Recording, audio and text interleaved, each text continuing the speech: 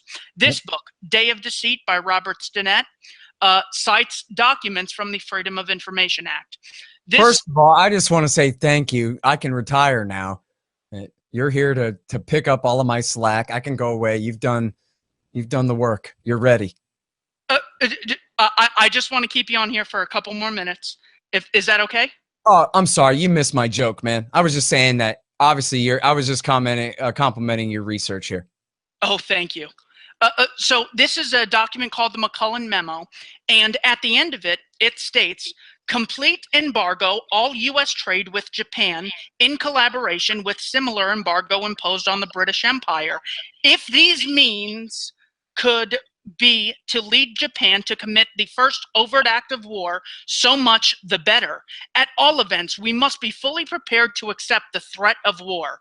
Months later, the New York Times, July 26, 1941, announced the Export Control Act and the U.S.-Britain freezing of Japan's assets in America. Well, not just, in fact, they went through point by point and they implemented all 8 points of the plank of A through H there in the McCullen Memo in order. Harbor, as you've covered, and it's Robert Stinett who's done the best work on breaking that wide open, of course, in Day of Deceit that you have there. There's also the Pearl Harbor Myth by George, and then George Morgenstern. No, it's Victor. Well, George. Yeah. The other one is Infamy by John Toland. I haven't even finished that one. It's incredible. That was yeah. In fact, John T. Flynn right away. Toland and Flynn had this stuff coming out within years. I think Flynn right away had the Pearl Harbor Myth. A former writer for The Nation, a classical liberal writer for The Nation. War entry plans laid to Roosevelt. New York Times, January 2nd, 1972. Formerly top secret British government papers made public today said that President Franklin D. Roosevelt told Prime Minister Winston Churchill in August 1941 that he was looking for an incident to justify opening hostilities against Nazi Germany. The account of the Roosevelt-Churchill talks was contained in 950 volumes of British War Cabinet papers made public for the first time. The papers covered the period from January 1941 to July 1945, the largest collection of formerly secret British records ever released at one moment. Churchill and Roosevelt had shipboard meetings in Placentia Bay off the Canadian province of Newfoundland in August 1941 and issued a declaration that became known as the Atlantic Charter. On August 19th, Churchill reported to the War Cabinet in London on the other aspects of the Newfoundland meeting that were not made public. Churchill, quoted indirectly, Churchill's account of Roosevelt's attitude toward the war was contained in the minutes of the cabinet meeting. The minutes, quoting Churchill indirectly, said, "He, Roosevelt, obviously was determined that they should come in. If he were to put the issue of peace and war to Congress, they would debate it for months," the cabinet meetings added. The president had said he would wage war, but not declare it, and that he would become more and more provocative. If the Germans did not like it, they could attack American forces.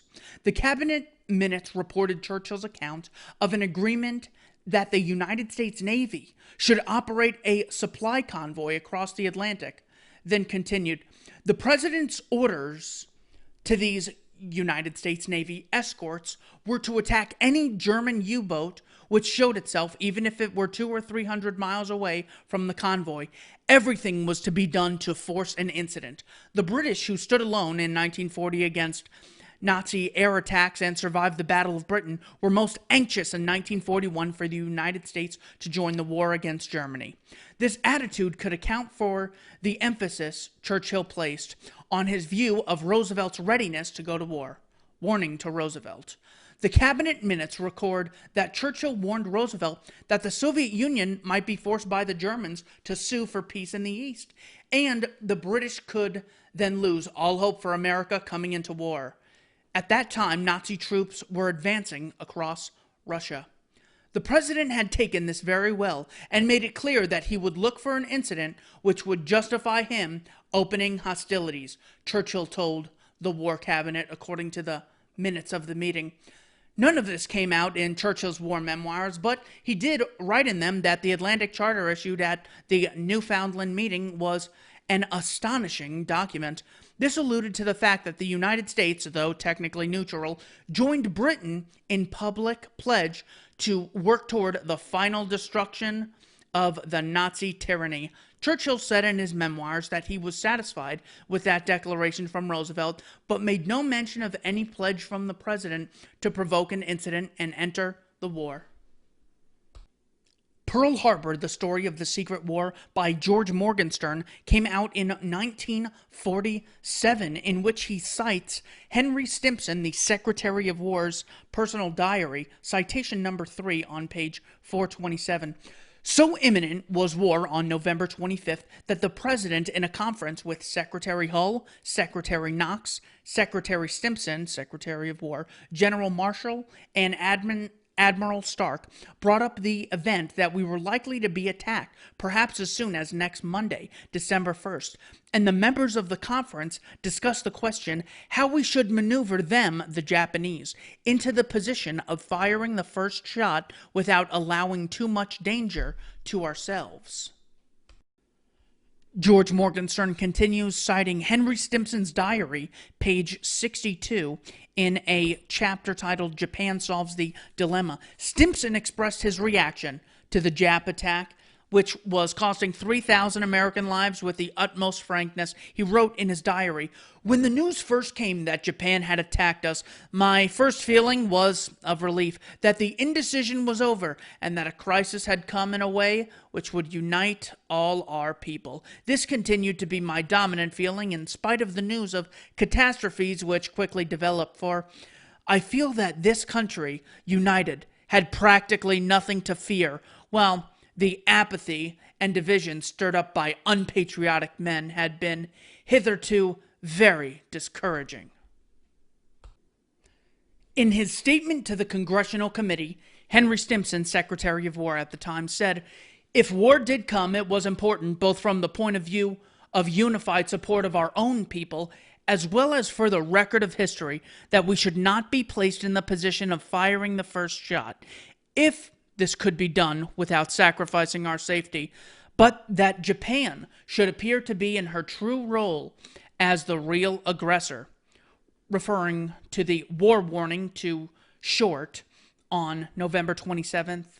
Stimson says, "If there was to be war, moreover, we wanted the Japanese to commit the first overt act in Hawaii. Because of the large number of Japanese inhabitants, it was felt desirable to issue a special warning so that nothing would be done unless necessary to the defense to alarm the civilian population and thus possibly precipitate an incident and give the Japanese an excuse to go to war and the chance to say that we had committed the first overt act. Thus, the defense of the Hawaiian commanders was circumscribed in the interest of making good Roosevelt's campaign pledges." In his diary entry of November 25th, 13 days before the Pearl Harbor attack, Stimson expressed the dilemma in baldest terms. Describing the war cabinet meeting in the White House, he stated, "There, the president brought up entirely the relations with Japanese. He brought up the event that we were likely to be attacked, perhaps and as soon as Monday, for the Japanese are notorious for making an attack without warning, and the question was what we should do. The question was how we should maneuver them into the position of firing the first shot without allowing too much danger to ourselves." Historian Harry Elmer Barnes wrote Perpetual War for Perpetual Peace in 1953. Towards the end of the book, in a chapter titled Summary and Conclusions, he says that President Roosevelt had decided to fight out the war at the side of Britain by the end of 1940 was fully revealed by Harry Hopkins to Churchill at a luncheon on January 11th, 1941, when Hopkins told Churchill, "The President is determined that we shall win the war together, make no mistake about it. To facilitate further plans for this joint conflict, Top Army and Navy experts of the United States and Britain met in highly secret conferences in Washington from January to March 1941. At the end of these sessions, Admiral Harold R. Stark wrote to his fleet commanders that the question of our entry into the war now seems to be when and not whether. At the Supplementary Conference in Singapore in April 1941, it was agreed that our forces would attack the Japanese if the latter passed a certain designated point in the Pacific, even if they did not attack American ships or territory. This was a flagrant defiance of President Roosevelt's promise to the American people that we would not enter any war unless we were attacked. Harry Elmer Barnes continues in his summary. By the late summer of 1941, Roosevelt and Churchill had decided that it might be impossible for the United States to enter the war by the European front door, and in August of 1941 they met off the coast of Newfoundland to devise a way whereby Roosevelt could force America into war through the back door of the Far East by manipulation of Japanese-American relations. This book was published in 1953, and the official papers didn't come out until the 1970s, so we can look at this as a reliable source. As far as manipulating Japanese-American relations, we have the McCullen Memo stating those 8 points, as mentioned previously. On July 2nd, Roosevelt signed the Export Control Act. He also terminated the 1911 Commercial Treaty with Japan. Finally, July 26, 1941, Roosevelt froze Japanese assets in the United States. So all that stuff you have here now belongs to the state. Having broken the Japanese diplomatic code, the Americans knew, among many other things, what Foreign Minister had communicated to the ambassador on July 31st. Commercial and economic relations between Japan and third countries led by England and the United States are gradually becoming so horribly strained that we cannot endure it much longer. Consequently, our empire, to save it very fast, must take measures to secure the raw materials in the South Seas. This is the Weekend Interview Show. I am your host, Philip Drew, Administrator. My guest today is Robert Stinett. He is a media fellow at the Independent Institute. He is the author of the book Day of Deceit, The Truth About FDR and Pearl Harbor. He served in the United States Navy from 1942 through 46, earned 10 battle stars and a Presidential Unit citation. He is a former journalist and photographer for the Oakland Tribune. Welcome, Mr. Stinett. I'm glad to be here. What made you decide to write this book, Day of Deceit? Well, that's a good question, Philip, because many people ask that. I served in the U.S. Navy, as you pointed out, and I served in the Pacific Ocean in the battle against Japan. And we were always told that we learned about Japanese locations of Japanese warships from our submarines. And I accepted that as the gospel truth. But in 1980, I read a book called At Dawn We Slept, which is a bestseller and still is, and that revealed that actually the U.S. Navy had broken the Japanese Navy's radio code, and that's how we learned about where ships were, and that was a bombshell to me. For if we had broken the Japanese code, then you couldn't say that the Pearl Harbor was a sneak attack. And the Navy all told us, and the American public and Congress, that it was a sneak attack because we were not intercepting the Japanese fleet. And this book said otherwise, and that's what set me on my pursuit. And I had to file Freedom of Information Act requests with the U.S. Navy to get them to release this information. And that's the basis of my book. How long did it take you to do all the research? I started right after I read this book in 1982. It's called At Dawn We Slept, as I mentioned. And the Navy first let me let me in to their cryptography unit at Pearl Harbor. This was in 1982. And I did a story for the Oakland Tribune. on that. We were the first newspaper, the first American news media to reveal that we were breaking the code, the Navy code, prior to Pearl Harbor from this intercept station at Pearl Harbor. How many died in that attack in 1941? The official toll is approximately 2,500 American servicemen and women and civilians were killed, and the injuries were about 1,000, as I recall, something in that neighborhood. And so these people who died, most of them didn't even know what had happened at all. They didn't even know who had killed them. They just knew that they were being blown apart or drowned, lungs full of water, and their life was over. Yeah, there was no warning given to the Pacific Fleet. This is all held in secrecy because the official policy of the U.S. government was to have Japan commit an overt act of war against the United States, and that was the policy.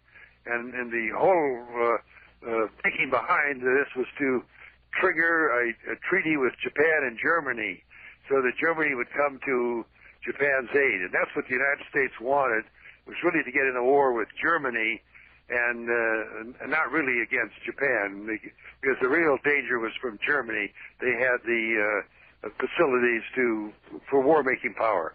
When you say that America's policy was to provoke it, what's the proof of that? Where does that come from? The proof of this comes from a secret memorandum written by the Office of Naval Intelligence on October 7th, 1940. You see, this was a year before Pearl Harbor. And in this secret memo, the Navy officer suggested and made a recommendation that if we, meaning the United States, aimed 8 provocations at Japan, then Japan would commit an overt act of war against the United States. And at the same time, that would trigger this treaty with Germany, which was our real goal. What were the 8 points of that plan? The provocations were, 1, to cut off all access by Japan to the natural resources of Southeast Asia. You see, Japan is an island nation, and they have very little resources. So they have to get their oil and tin and all materials like that from abroad. So when you cut that off, then that puts it into Japan as war-making possibilities. Number 2 was to send a flotilla of American submarines into the Far East as a way of antagonizing Japan. Number 3 was to make a deal with Great Britain to use British bases in the Pacific. And that was done. Britain granted us the use of a base.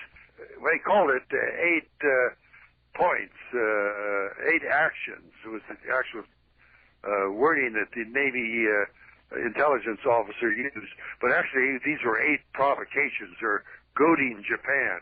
The next one was to send a squadron of United States cruisers into Japanese territorial waters, and this was done. And President Roosevelt himself approved sending the cruisers into the Japanese waters. He said, "I don't mind losing 1 or 2 cruisers, but I don't want to lose 5 or 6." But what the president was saying there is that I don't mind losing 900 men, because that's what was assigned to each cruiser. That was about, if you lost 2 cruisers, that was 1,800 men. And that's about what the Navy lost at Pearl Harbor, 1,800 killed. As I mentioned earlier, the death toll was about 2,500, so the Navy took the biggest hit on that. The next one was to make a deal with the Dutch government, who at that time controlled what we call Indonesia today, but it was known as Dutch East Indies, also for a naval base.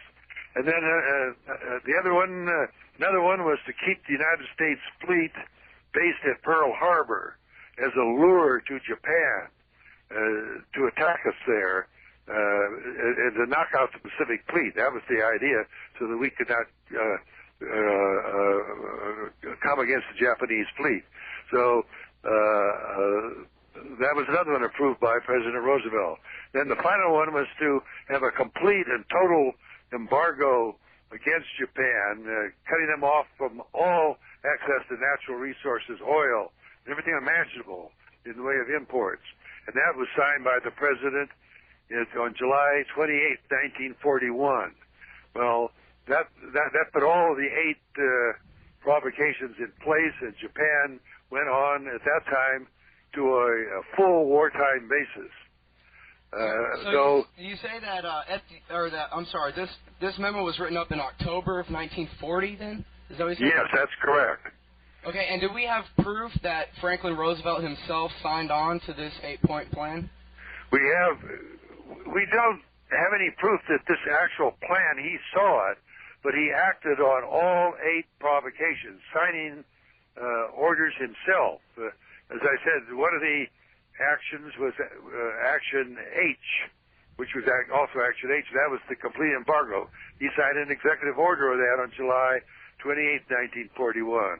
He signed the order sending the cruisers into Japanese territorial waters. He approved the arrangement with bases with England and also the Dutch government. All of this, not full proof, but it's a very high quality confirmation that he saw it. Before we go any further here, Mr. Stinnett, I'd like to clarify, correct me if I'm wrong, but in your introduction, you say that you're still a fan of FDR and that you think that he did what was necessary, what had to be done. Is that correct? Well, that's right. But we should explain that the situation in the fall of 1940, the United States, the people of the United States were against going to war against anyone in Europe. They wanted nothing to do with Europe's war. And this is what faced President Roosevelt and his administration. 80% of the American people were isolationists. They wanted nothing to stay away from Europe and its wars. And so this was the problem for the president because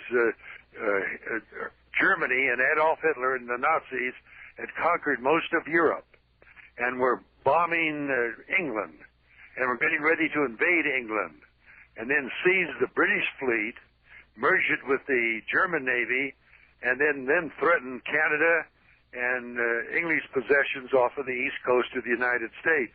Well, that would have been a terrible dilemma for our country. And this is what the president was trying to wake up America. And but America wouldn't, they wanted to stay away from Europe's war.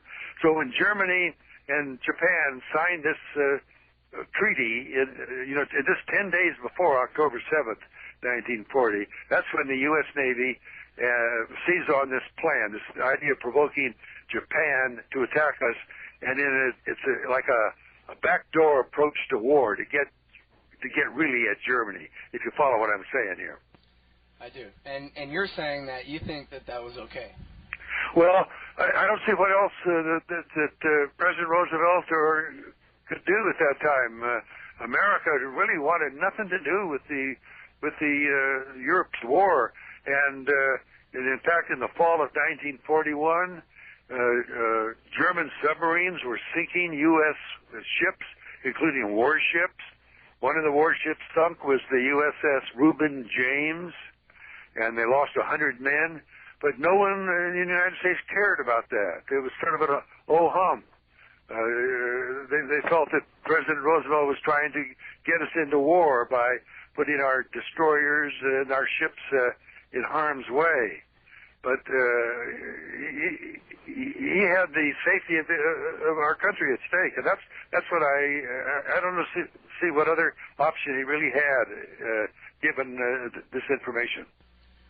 Okay, that's fair enough, and I'm glad we got that point clear because I don't want the audience to think that you're some right-winger who hates FDR and just wants to tarnish his image or something like that. I think that makes the evidence that you bring forth much more credible.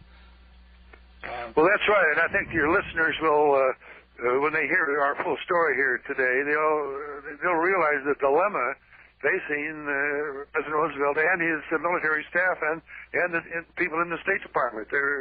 We didn't have any powerful navy at the time in 1940. Both Germany and Japan were adversaries that had far better military prowess than we do, or did.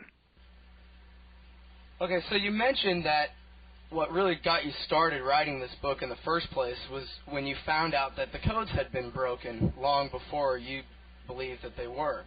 And so I wonder, which codes are those that were broken, and who were they broken by, and who had access to the information in those broken codes?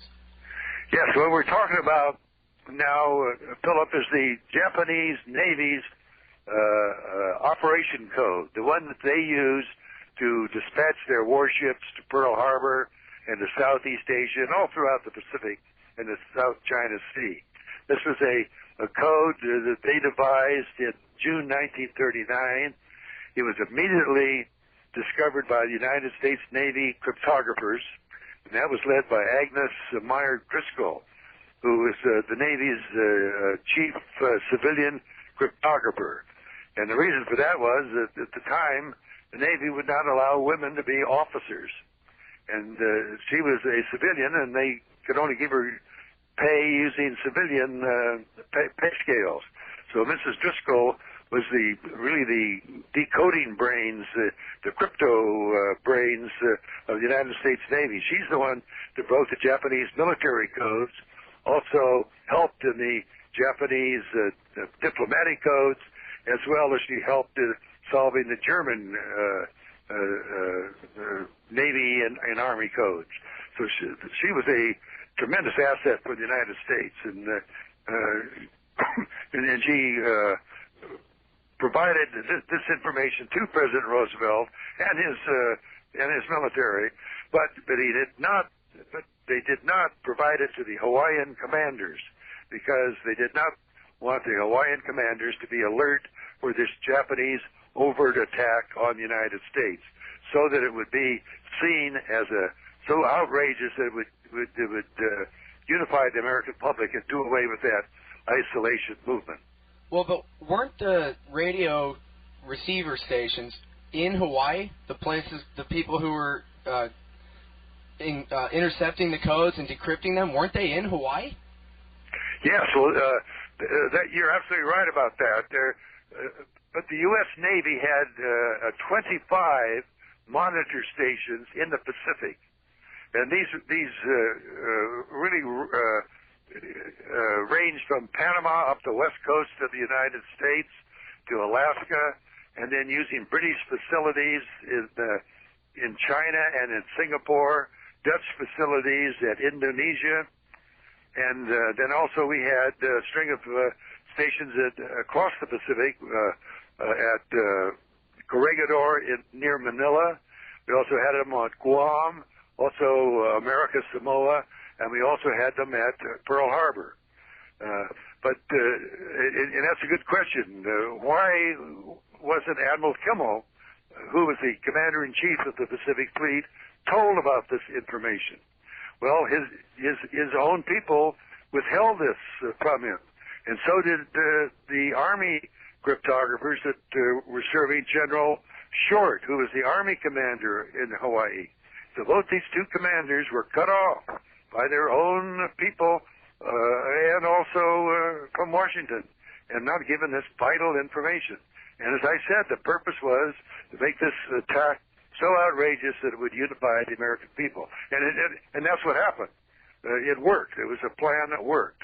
It unified the country. The next day, December 8, 1941, millions of Americans flocked to recruiting stations and joined the Army, Navy, and the Marines and the Coast Guard. Civilians went to work in the shipyards.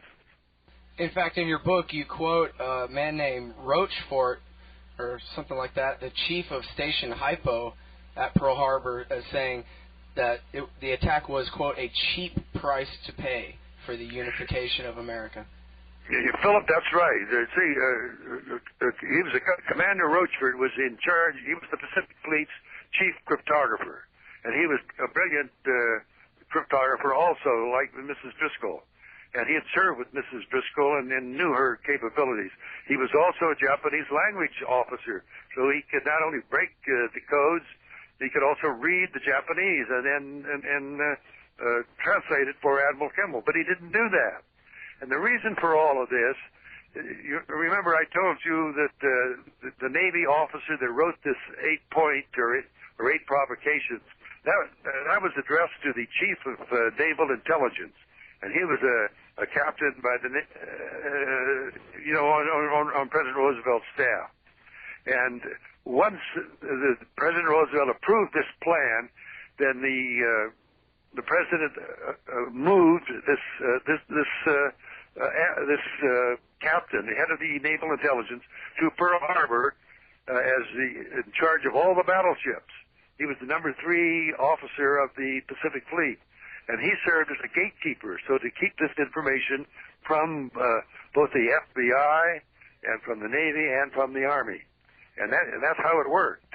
He also this gatekeeper appointed Captain Rochford, so he was under his control, and also the Pacific Fleet's higher intelligence officer. His name was Layton. He also was under the command of the Navy intelligence, and this is how they did it. They controlled the information and kept it from not only the FBI but from Admiral Kimmel and General Short, and the service people of the Navy and Army in Hawaii. So really, Washington D.C. knew what was going on, and even the heads of the Navy, except Kimmel and Short, the people in charge at Hawaii, were basically the only ones cut out of the loop. Is that correct? That's right. The Philippine commanders, that was General MacArthur and Admiral Hart, who was head of the Asiatic Fleet. Those were our 2 commanders in Manila. They were clued into all of this, so they knew it, and they stood aside and let Japan commit the first overt act. General MacArthur kept all of his aircraft on the ground in the Philippines, and Admiral Hart kept all of his forces in Manila Bay, including about 24 submarines. All during the daytime were submerged in Manila Bay and did not go after the Japanese invasion forces that eventually took over the Philippines, which was an American protectorate at that time. So the people in charge in the Philippines, which that's much closer to Japan, it seems. I know many defenders of FDR would say, well, FDR, if he was expecting an attack, he probably was expecting it to happen at the Philippines. But you're saying that the commanders in the Philippines knew what was going on all along, and they sat back and let the Japanese fleet steam toward Pearl Harbor unobstructed? And also the Philippines, and took over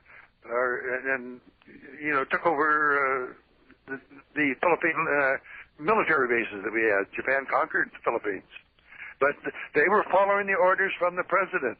On November 27th, 1941, about a week before Pearl Harbor, President Roosevelt sent an order both to the Philippines and to Hawaii, and he said the United States desires that you stand aside and let Japan commit the first overt act.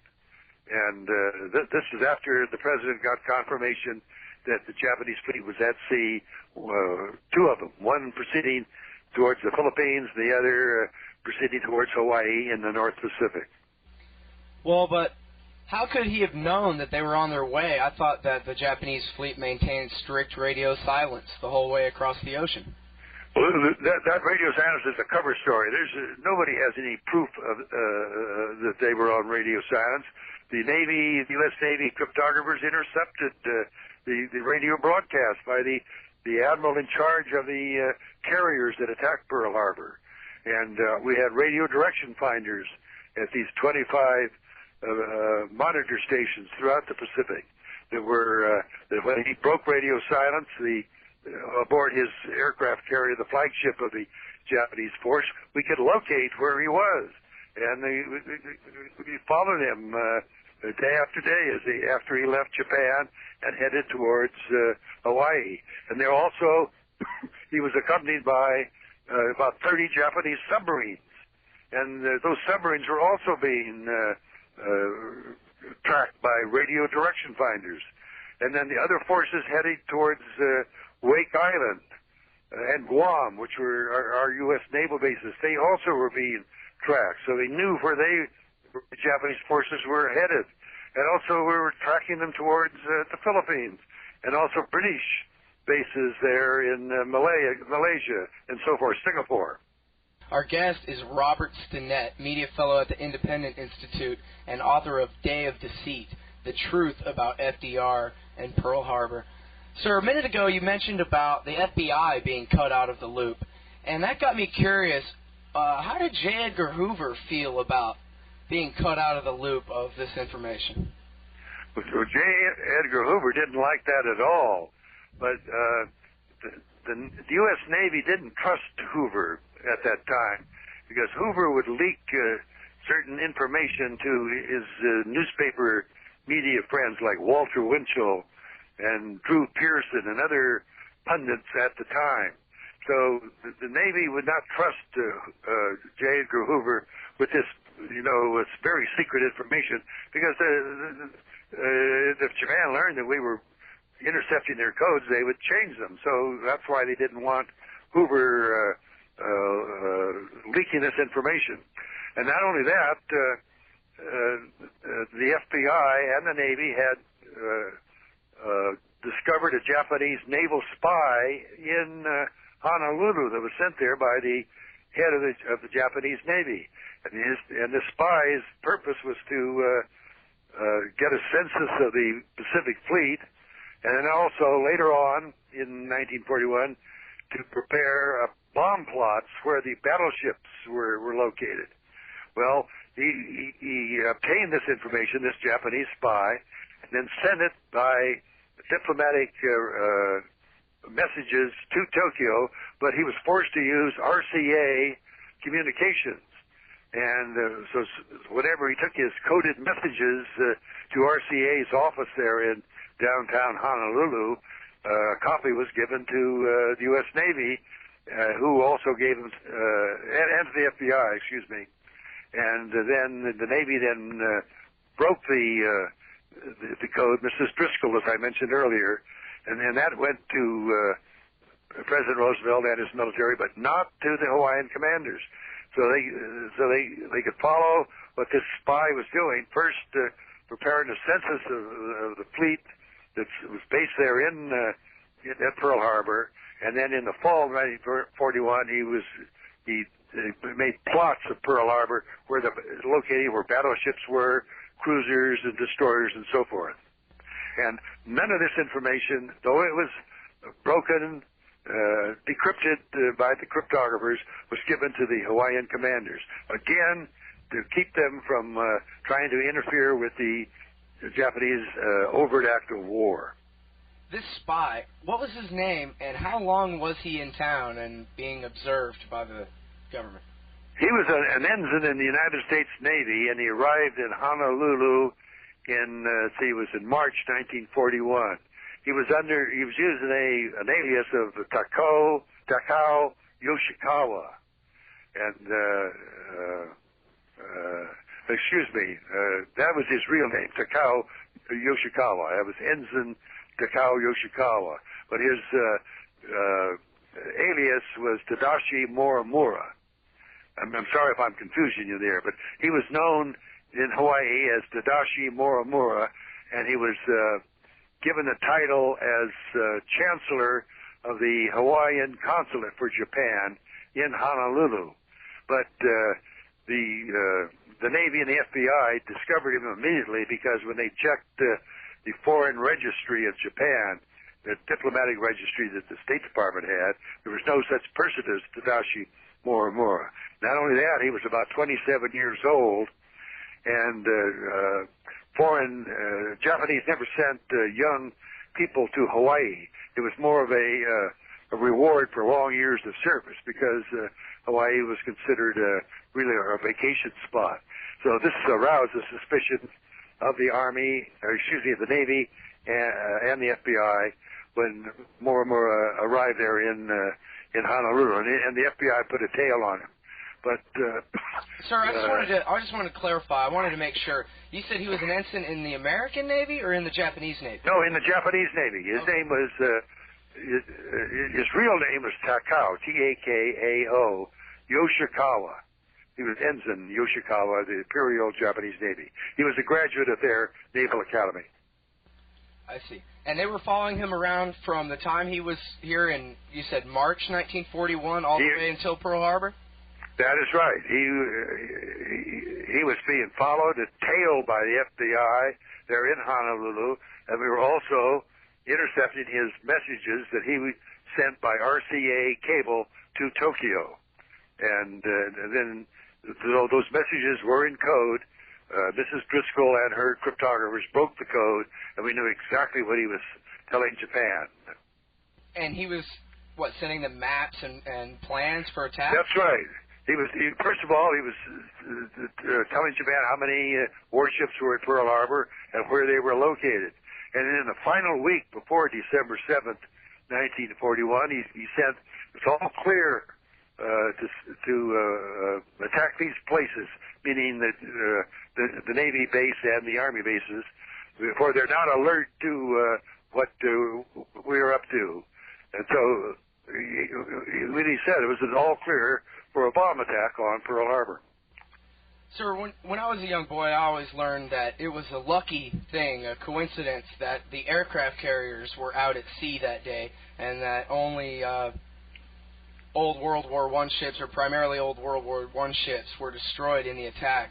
But then again, at the same time, I think a defender of FDR would say, wow, you know, for setting up an attack, why do they need to lose so many ships? Couldn't they have sent a lot more of those ships? I mean, the World War I vintage battleships, I could see sacrificing them, but didn't they have like brand new battle wagons and ships that were not expendable? Well, it seems like they could have gotten us into a war with an attack of less devastation. But that was not what the president wanted. The president wanted Japan to attack our warships in a dastardly fashion, an unprovoked, so that it would arouse American people to go away from this isolation movement. And that is why these old battleships and the old ships were used as a lure to Japan to arouse the American people. So all of our modern ships were out of the harbor, including 2 aircraft carriers and heavy cruisers and destroyers. And they were not in the base. They were moved out about a week before Pearl Harbor, ostensibly to deliver 12 Army planes to Wake Island and another 12 planes to Midway Island.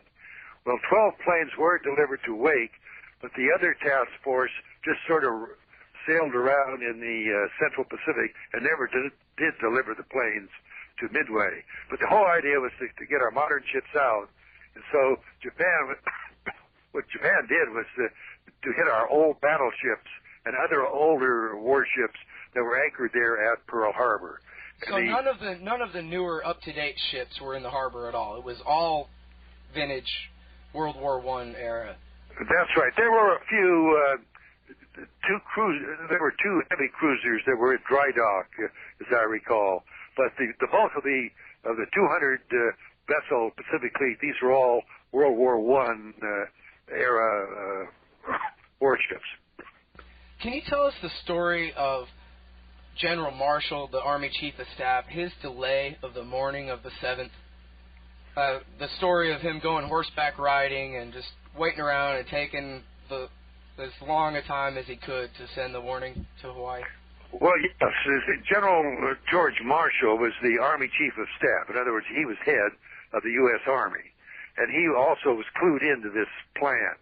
And he believed that also, like Commander Rochefort, that this was the cheap price to pay to unify the country. So General Marshall, on the morning of December 7th, had received information that Japan was going to attack at about 8 a.m. In Hawaii time. President Roosevelt also had this information the night before.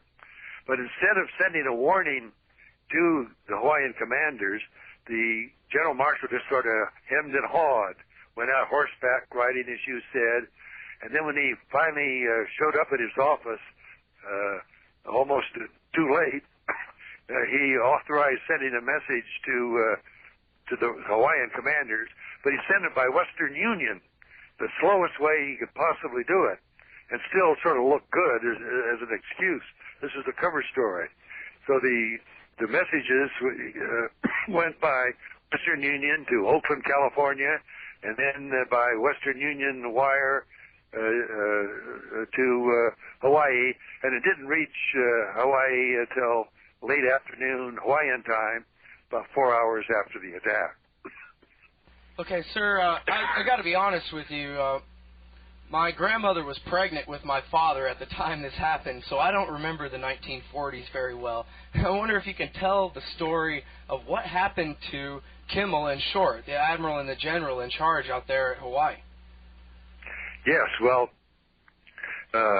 immediately there was just outrage here in the United States to the attack. How could America's greatest fortress there at Pearl Harbor be caught unawares? And Congress was starting to get ready for an investigation. At the time, they were, it was Senator Taft and others were getting ready to call for an investigation. Well, President Roosevelt didn't want that, and so the first thing was to blame Admiral Kimmel and General Short. So they were relieved of their command about 2 weeks after Pearl Harbor. And then they were told that they should resign from the Army and the Navy, which they did. And then they reverted to their pre-Pearl Harbor assignments. As instead of a full admiral, Kimmel was reduced to rear admiral, which is just a 2-star. And General Short was replaced as a major general. They were demoted, and in effect they were fired and put on and retired, and never again were in serve their country. I believe, sir, it was your book where I read that Admiral Kimmel demanded to be court-martialed so that he could defend himself. Oh, he did. He was much more aggressive than General Short. And Admiral Kimmel continued throughout his lifetime, and his family are still trying to get his name cleared. Admiral Kimmel died, as I recall, in 1964, but his family, his sons, and his grandchildren are conducted really a battle to clear his name. And Congress, in October 2000, made a finding that General Short and Admiral Kimmel were denied this information, and they should be absolved of any derelict of duty, and they should be restored to their ranks. Well, President Clinton signed the congressional finding, but he did not restore their ranks. Neither has President Bush. It takes a presidential order to restore their ranks. And that's still what needs to be done. Well, and it's already too late now because they're both dead. Well, that's right, but their families would like to have their names cleared by restoring them. And in effect, Congress has cleared them, but the final action would be a presidential order restoring them to their ranks at the time of Pearl Harbor. Mr. Stinnett, why did this book take so long? It was 59 years before this book, Day of Deceit, was published to tell us the truth about Pearl Harbor.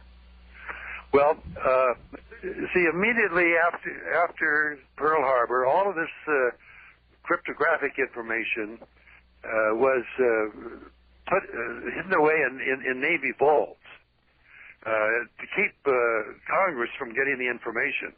And also, they didn't want it to leak out so that Japan knew that would learn that we had broken their Navy and diplomatic codes. And that was the right thing to do. Well, I can see that for the duration of the war, but the war's been over since 46. Exactly. And immediately after Japan surrendered in August 1945, the information started leaking out. In fact, in 1944, while we were still at war, during the presidential campaign, Thomas Dewey, who was the Republican candidate against President Roosevelt, heard about this breaking of the codes, but was persuaded not to use that as a campaign issue by General Marshall himself, who personally contacted Governor Dewey.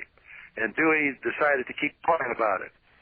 And he did not raise it as an issue during the war because, again, Japan, if they had learned that we had broken their code, that would have been a serious problem because Japan in 1944 still had a formidable navy, including aircraft carriers.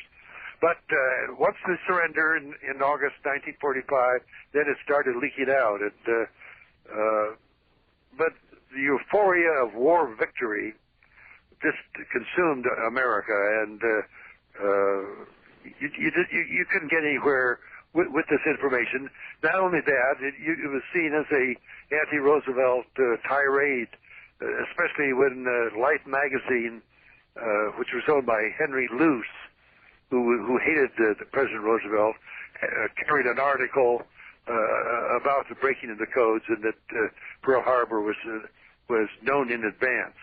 And since there was no proof, it was just seen as another tirade by Henry Luce against Roosevelt. And there were other books. There was a distinguished professor, Charles Beard from Yale University, also wrote a book about this, speculating that we knew about it in advance, but he had no information to back it up because it was all locked up in naval vaults. And I believed all of this too until I first got onto this in 1980, and then started pursuing to get this information. And then even after your book was originally published in 1999, the paperback that I have has a whole other 100 pages or so of new information that you got even after the book went to press. Well, yes, more information was released after 1999 by National Archives. This is in College Park, Maryland. This is where all the Navy cryptographic information is kept so that researchers can see it. And then in May 2000, I discovered the actual proof that the cryptographers in Manila had broken the codes and were sending the information to Washington and also giving it to General MacArthur and Admiral Hart. And it was also sent to General Short and Admiral Kimmel in Hawaii. But both Hawaiian commanders were cut out of the loop. They were not given this information because this former intelligence officer was censoring the information and would not give it to them. What would have happened to you if you had found out this information in, say, 1942, and you had come forward and tried to publish this book then?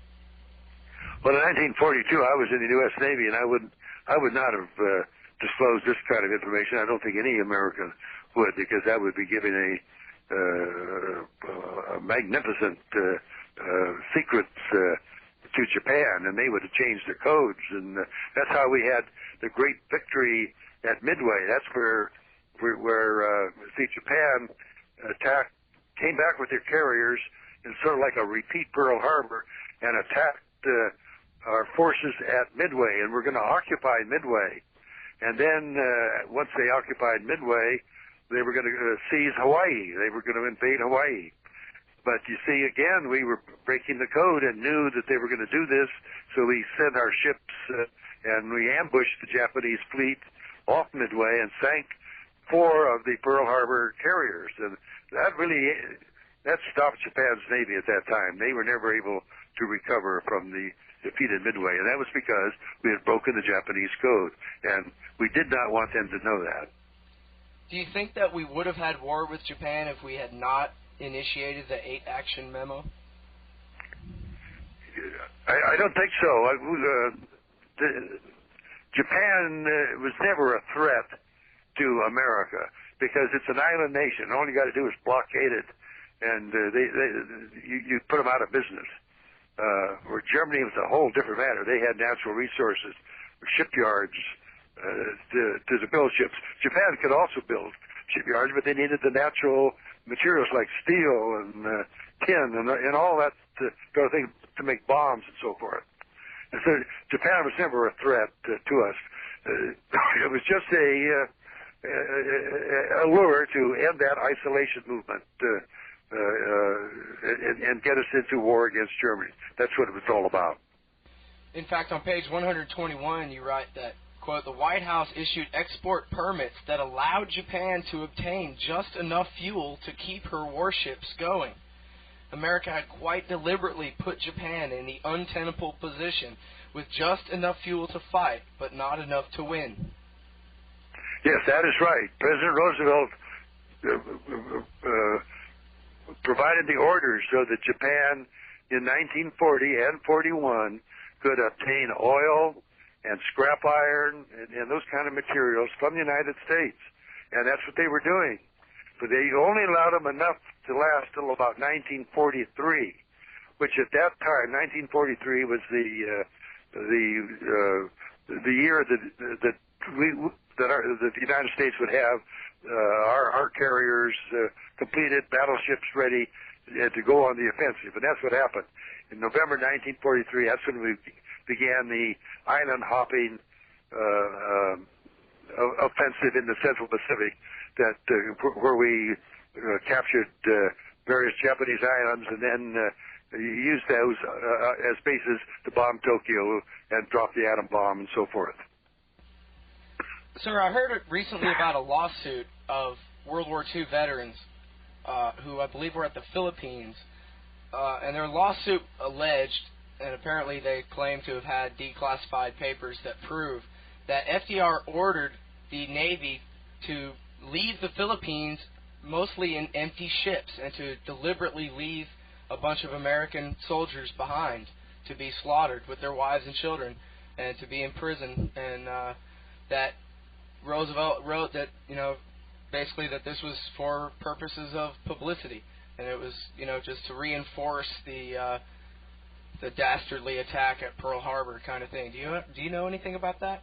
No, I'm not familiar with that, and that would not come forth in my cryptographic type of information. But as I told you earlier, President Roosevelt personally issued the order to the Philippine commanders to let Japan commit the first overt act of war, and they did.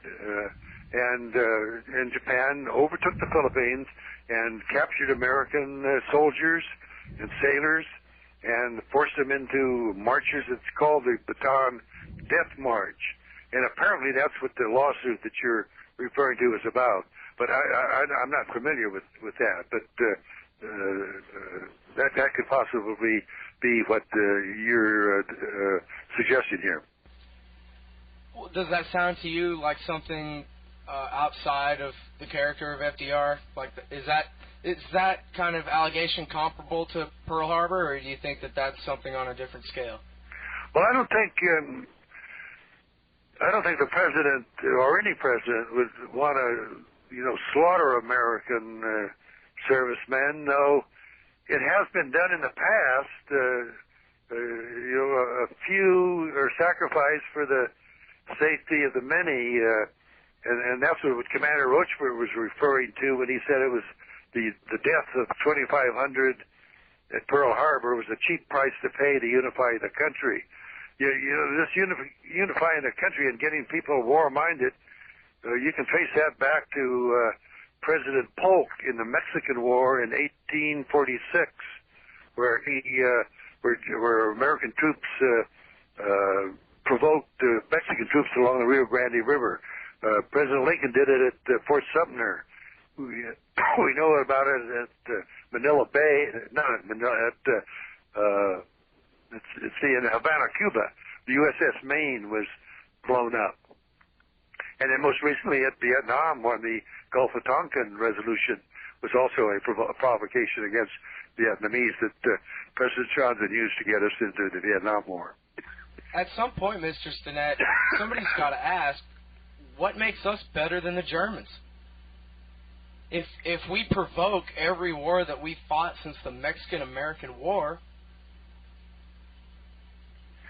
Well, that's what my book is about, and I want your listeners and my readers to be aware of all of this, so that they can form their own opinions and do away with all this 60 years of censorship we had on Pearl Harbor.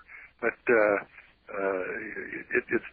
it's been difficult to get all this information out, though it is now, and my book has been well reviewed and received by reviewers throughout the United States, and it's being printed throughout the world now. Other nations are also translating the book. Yes, right at the top it says, perhaps the most revelatory document of our times, is a quote from the Chicago Sun-Times. Yes, well, that's and also at Amazon.com on the internet, and in BarnesandNoble.com. People who have written about the books, I've got a 70 to 80% approval rating, and there are people who still won't accept this information. They think it is anti-Roosevelt, but as I point out in my book, what else was the president to do, given the situation in 1940, in 1941? By the situation, I mean the isolation movement in this country, which was supported by 80% of the public. Well, I guess some would say that if this is a free country and a democracy, that the 80% ought to get what they want. If they don't want to go to war in Europe, why should they have to be fooled into going to war in Europe? Yeah, absolutely. That would be a reaction. But of course, President Roosevelt and all of his advisors were highly concerned that Adolf Hitler was going to come over and invade this country and force us into slave labor. And if Hitler had succeeded in conquering Great Britain and seizing the British fleet and blockading the United States and bombing us using his aircraft carriers, it doesn't take too much imagination to say that we were in deadly peril at the time. Well, and one could argue that as soon as Germany attacked us, then we would have been fully justified in going to war against them. Yes, but right. But Germany would not attack us. You see, that was Hitler's plan. He would not really attack us, though he did. His submarines did attack us in the North Atlantic. So I pointed out the Reuben James, but he made no overt act of war, though that really needs to be explored thoroughly. You know, what if Hitler had attacked us? Would he have attacked us? And that would take some scholarship to really trace that down. It seems to me perhaps a bit of a contradiction that he was such a big threat to us that we had to provoke Japan into attacking us to have a war against Hitler, and the reason we had to provoke Japan is because Hitler wouldn't attack us. I mean, those things, yeah. Either one is true and the other's false, or the other's true and the other's false, but they can't both be right. Well, Hitler was doing everything he could to keep the United States from aiding Great Britain. I'm talking about 1940 and 41. And while I'm now a student on German, I have read some accounts where his orders were that don't provoke the United States. So his submarines did sink our ships. But you see, the isolation movement, which was led by Charles Lindbergh, our great hero at the time, Henry Ford, the auto magnate, the Hearst newspapers, these were all people who were saying that Hitler is no threat to us. And they controlled this 80% of the opinion in America at the time, where where President Roosevelt and his military, by knowing what, breaking the codes of Germany, knew what Germany was up to, and the peril facing our country.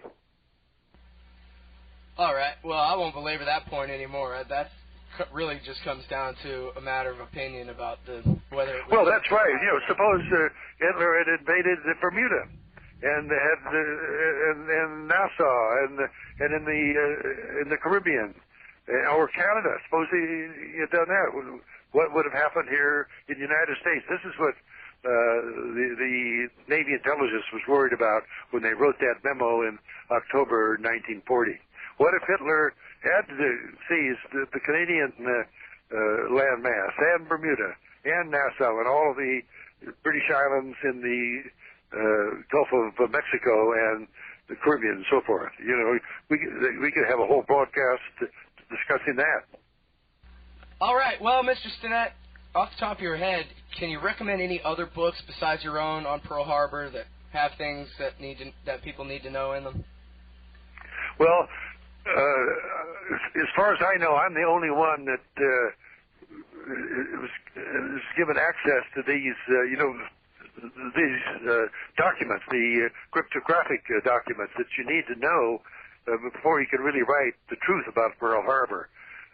Most of the books written by historians were written based on the 1950 congressional hearings and distillations of war memoirs of that time. So mine is really the first to bring this whole new information out, and so I think the new books will be coming out, and more information is going to be disclosed. Mr. Stinnett, do you have any other closing comments? Anything that I should have asked you about that I forgot to? Well, I think that all of your listeners should be aware of our nation's policy historically, where we have provoked enemies into attacking us to unify or to justify attacking another country. And I'm told that this is an old plan that goes back to the days of Julius Caesar. But I think your listeners and my readers should all be aware that these are things that nations do in times of peril, and they need to be evaluated. So you think the lessons of Pearl Harbor can be applied going into the new century here? Well, I think absolutely, to watch for provocations. There are even questions being raised now as we speak about the weapons of mass destruction. Was that a provocation, or were they real? This is what I'm reading in the papers. I know nothing one way or the other, but that needs to be answered. Where are the weapons of mass destruction, and were they, and so on? What do our intercepts show that we knew about them? I'm of course speculating. It's just not my expertise at this time. But it could be. You could be the one to write Day of Deceit, the truth about George W. Bush and September 11th. Well, I wouldn't do that until I had, the cryptographic or whatever documents that you need to prove that one way or the other. So can we expect that you'll be filing Freedom of Information Act lawsuits to get those cryptographic materials declassified? I'm still working on Pearl Harbor and what we knew about the Nazis and the Holocaust. Why didn't we, go after the German trains that were carrying Jewish prisoners to the death camps? Why did we bomb the bridges of the railroad bridges so that the trains couldn't go across rivers? And why didn't we bomb more of the U-boat bases? These are the kind of stories that I want to write about World War II that haven't been told. Are you insinuating that we deliberately left the railroads to Dachau and Auschwitz intact? That's right. There's no. We knew that through our intercepts that these railroad trains were being used to take Jewish prisoners and others to concentration camps, but we did nothing to stop the trains. Of course, you're not going to bomb the trains because that would kill the people, but you're going to bomb the railroad yards and the bridges. That would have stopped it. You're going to bomb the whole railroad complex. I'm not talking about with the trains themselves, but to stop the trains, their power facilities and so forth. So do we have evidence, like we do about Pearl Harbor, that they, in the White House, deliberately decided to leave these particular railroads intact? Well, that's what I'm working on now, and that'll be the subject of my next book. Do you know what the name of that book will be yet? We haven't named it yet. I still have more information to get from the Navy and the Army, National Archives. My goodness. Well, we will all pay very close attention to the Independent Institute, where you are a media fellow, and we will hopefully keep track of progress on that new book. That's the most horrible thing I think I've ever heard. I had no idea you were about to say that. Well, these are things that need to be told, and I'm very concerned with the U.S. Patriot Act now that closes a lot of these closes access to this type of information under national security reasons. But this is stuff that's 60 years old, and this is what concerns me as a researcher. So the Patriot Act is taking 60-year-old documents out of circulation, things that you would have been able to have access to. Now you're being denied? Yes, that's correct. Everyone, all Americans are denied some of this information from 60 years ago. President Bush just signed an order about 2 months ago extending blackouts against this information. So even with the Freedom of Information Act, his order overrides the Freedom of Information Act legally. All right, my friends. The guest has been Robert Stinett, media fellow at the Independent Institute in Oakland, the author of Day of Deceit, The Truth About FDR and Pearl Harbor, decorated veteran of the United States Navy 1942 through 46. Thank you so much for coming on the air today with us, Mr. Stinett. Thank you. Very fine questions that you asked, right to the point. Thanks, sir. My pleasure. All right, my friends, that was Robert Stinett, author of Day of Deceit, The Truth About FDR and Pearl Harbor.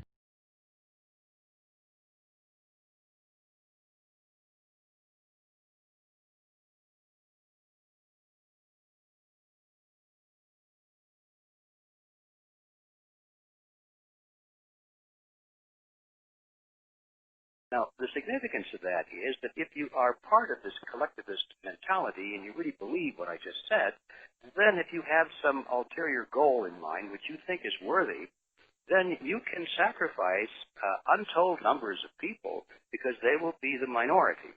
I mean, if you want to sacrifice a couple of thousand people at Pearl Harbor, for example, in order to get into a war, to put an end to all wars, which is what they said, well, then that justifies it, you see. You can sacrifice Americans, even if you're an American president. You can sacrifice a few thousand Americans if, in your mind, the ultimate goal is worth it. If we can get into a war at an opportune time, be in a position to alter the affairs of the world and create a new future that'll be better for mankind, then yes, now you feel good about doing these things, and it's not something that you have to be ashamed of. So I'm saying that this is the kind of thinking that's going on at the highest levels of our government. They are deceiving the American people, but they're not doing it to be mean or evil. They're doing it because in their own mind they have something which they consider to be the greater good for the greater number. And once a person gets that idea clearly in mind, then all these other actions begin to snap into place.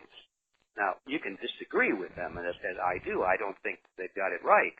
But the facts are that they are deliberately deceiving the American people, and history shows that American leaders on numerous occasions have been willing to lie and to deceive and even to sacrifice the lives of American citizens in order to accomplish some objective, which in their mind was for the greater good of greater number.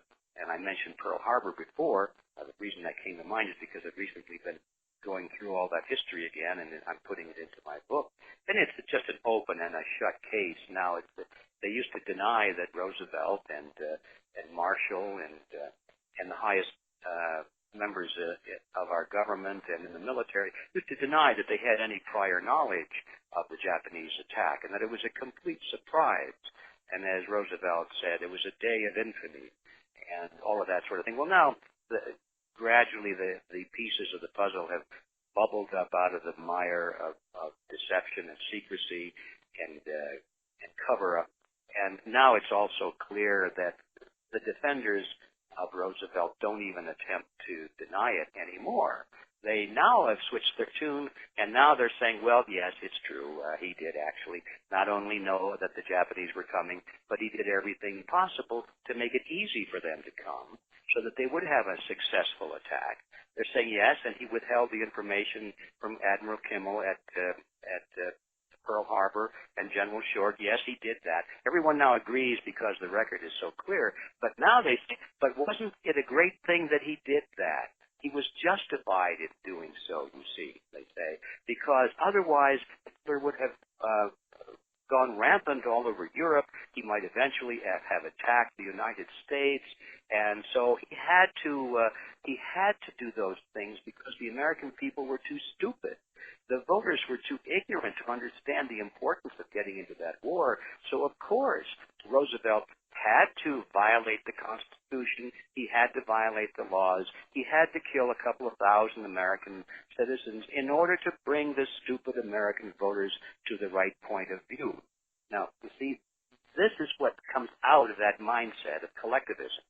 And it's the kind of thing we've dealt with in a lot of important stages in our history without even realizing it.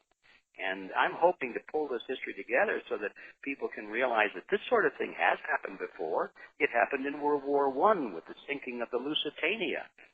Woodrow Wilson and Colonel House and J.P. Morgan and all of those people were just itching to get the United States into World War I, and the American people would have no part of it. So they needed some kind of a dramatic event, and that was the sinking of the Lusitania.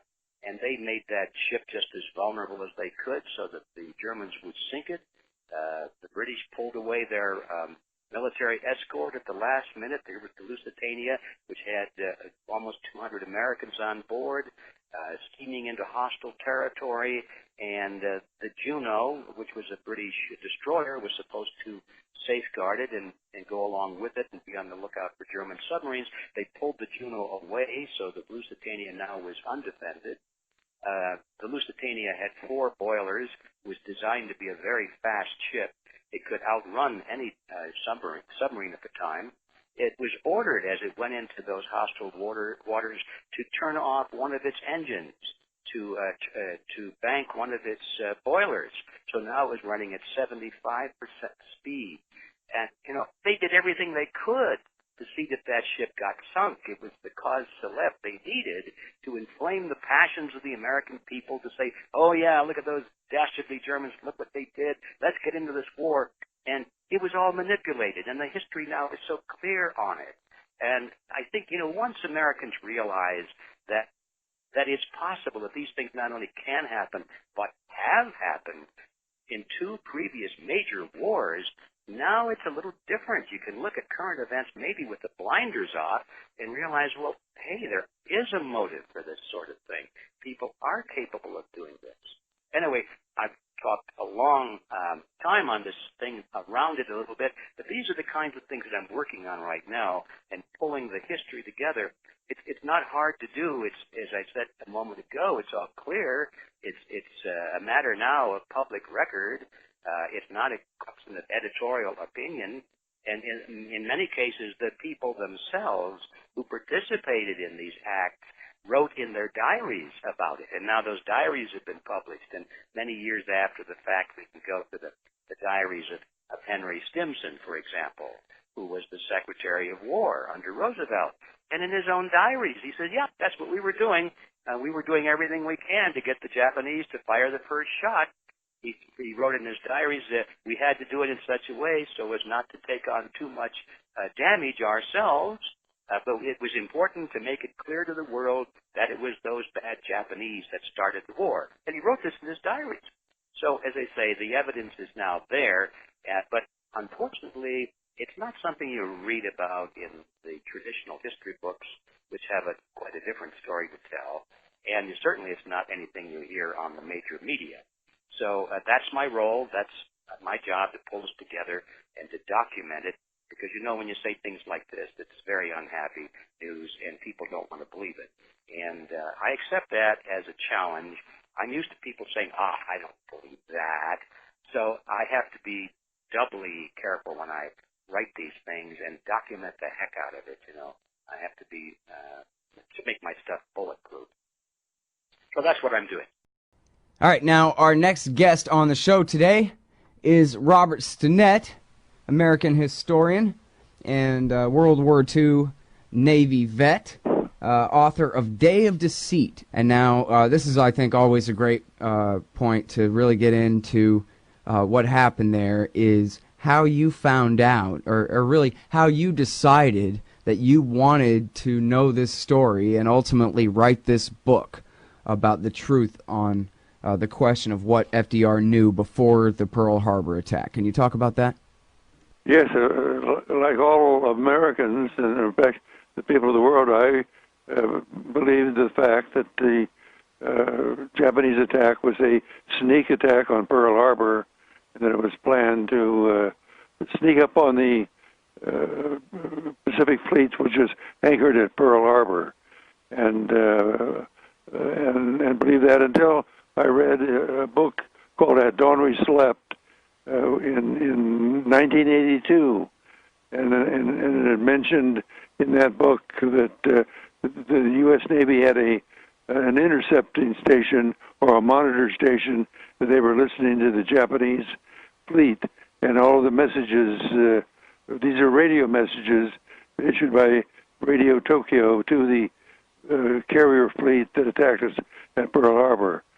So I worked for the Oakland Tribune and suggested that for a story for the anniversary on December 7th, 1982.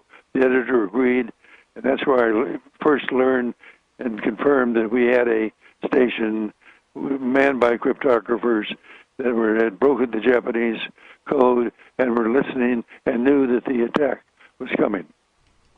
All right, now, from the very beginning, after the Pearl Harbor attack, people like John T. Flynn accused FDR of knowing about the attack and deliberately, more or less, turning a blind eye and allowing it to happen. And in your book, you actually put quite a bit into making the argument that not only was the code broken, but it had come to the attention of the necessary people, and that, in fact, the intelligence was being forwarded to the highest levels in Washington, D.C. Is that correct? That is correct, Scott. President Roosevelt, in October 1940, this is 14 months before Pearl Harbor, and he adopted a Navy plan to entice Japan into attacking the fleet at Pearl Harbor. So he moved the fleet from the West Coast to Pearl Harbor in the spring of 1940. This angered the admiral in charge, and he protested and then had a meeting with the president in the Oval Office in October 1940, where the admiral got into a heated argument with the president and said that the Navy officers don't want to do this and don't have any confidence in your administration. Well, you don't talk to President Roosevelt that way. And the admiral was fired. But the president adopted the overt act of war plan which was planned by the Navy on October 8th, 1940.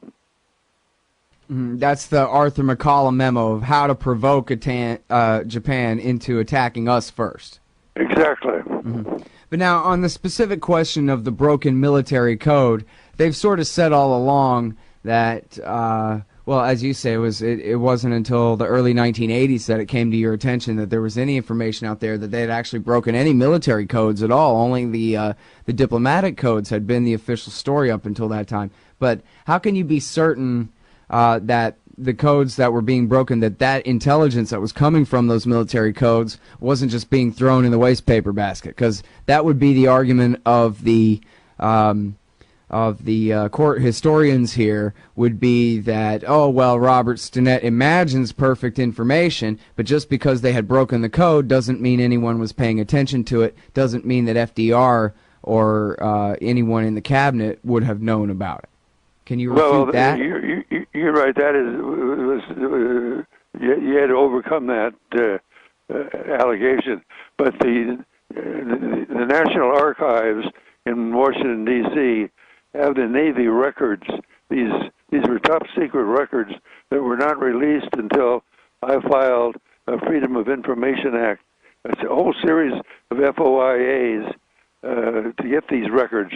They're called the Crane files, because they were hidden in Navy vaults in Crane, Indiana, and these show that we had broken the Japanese Navy code, which was called Code Book D. That's what the Japanese called it, Code Book D.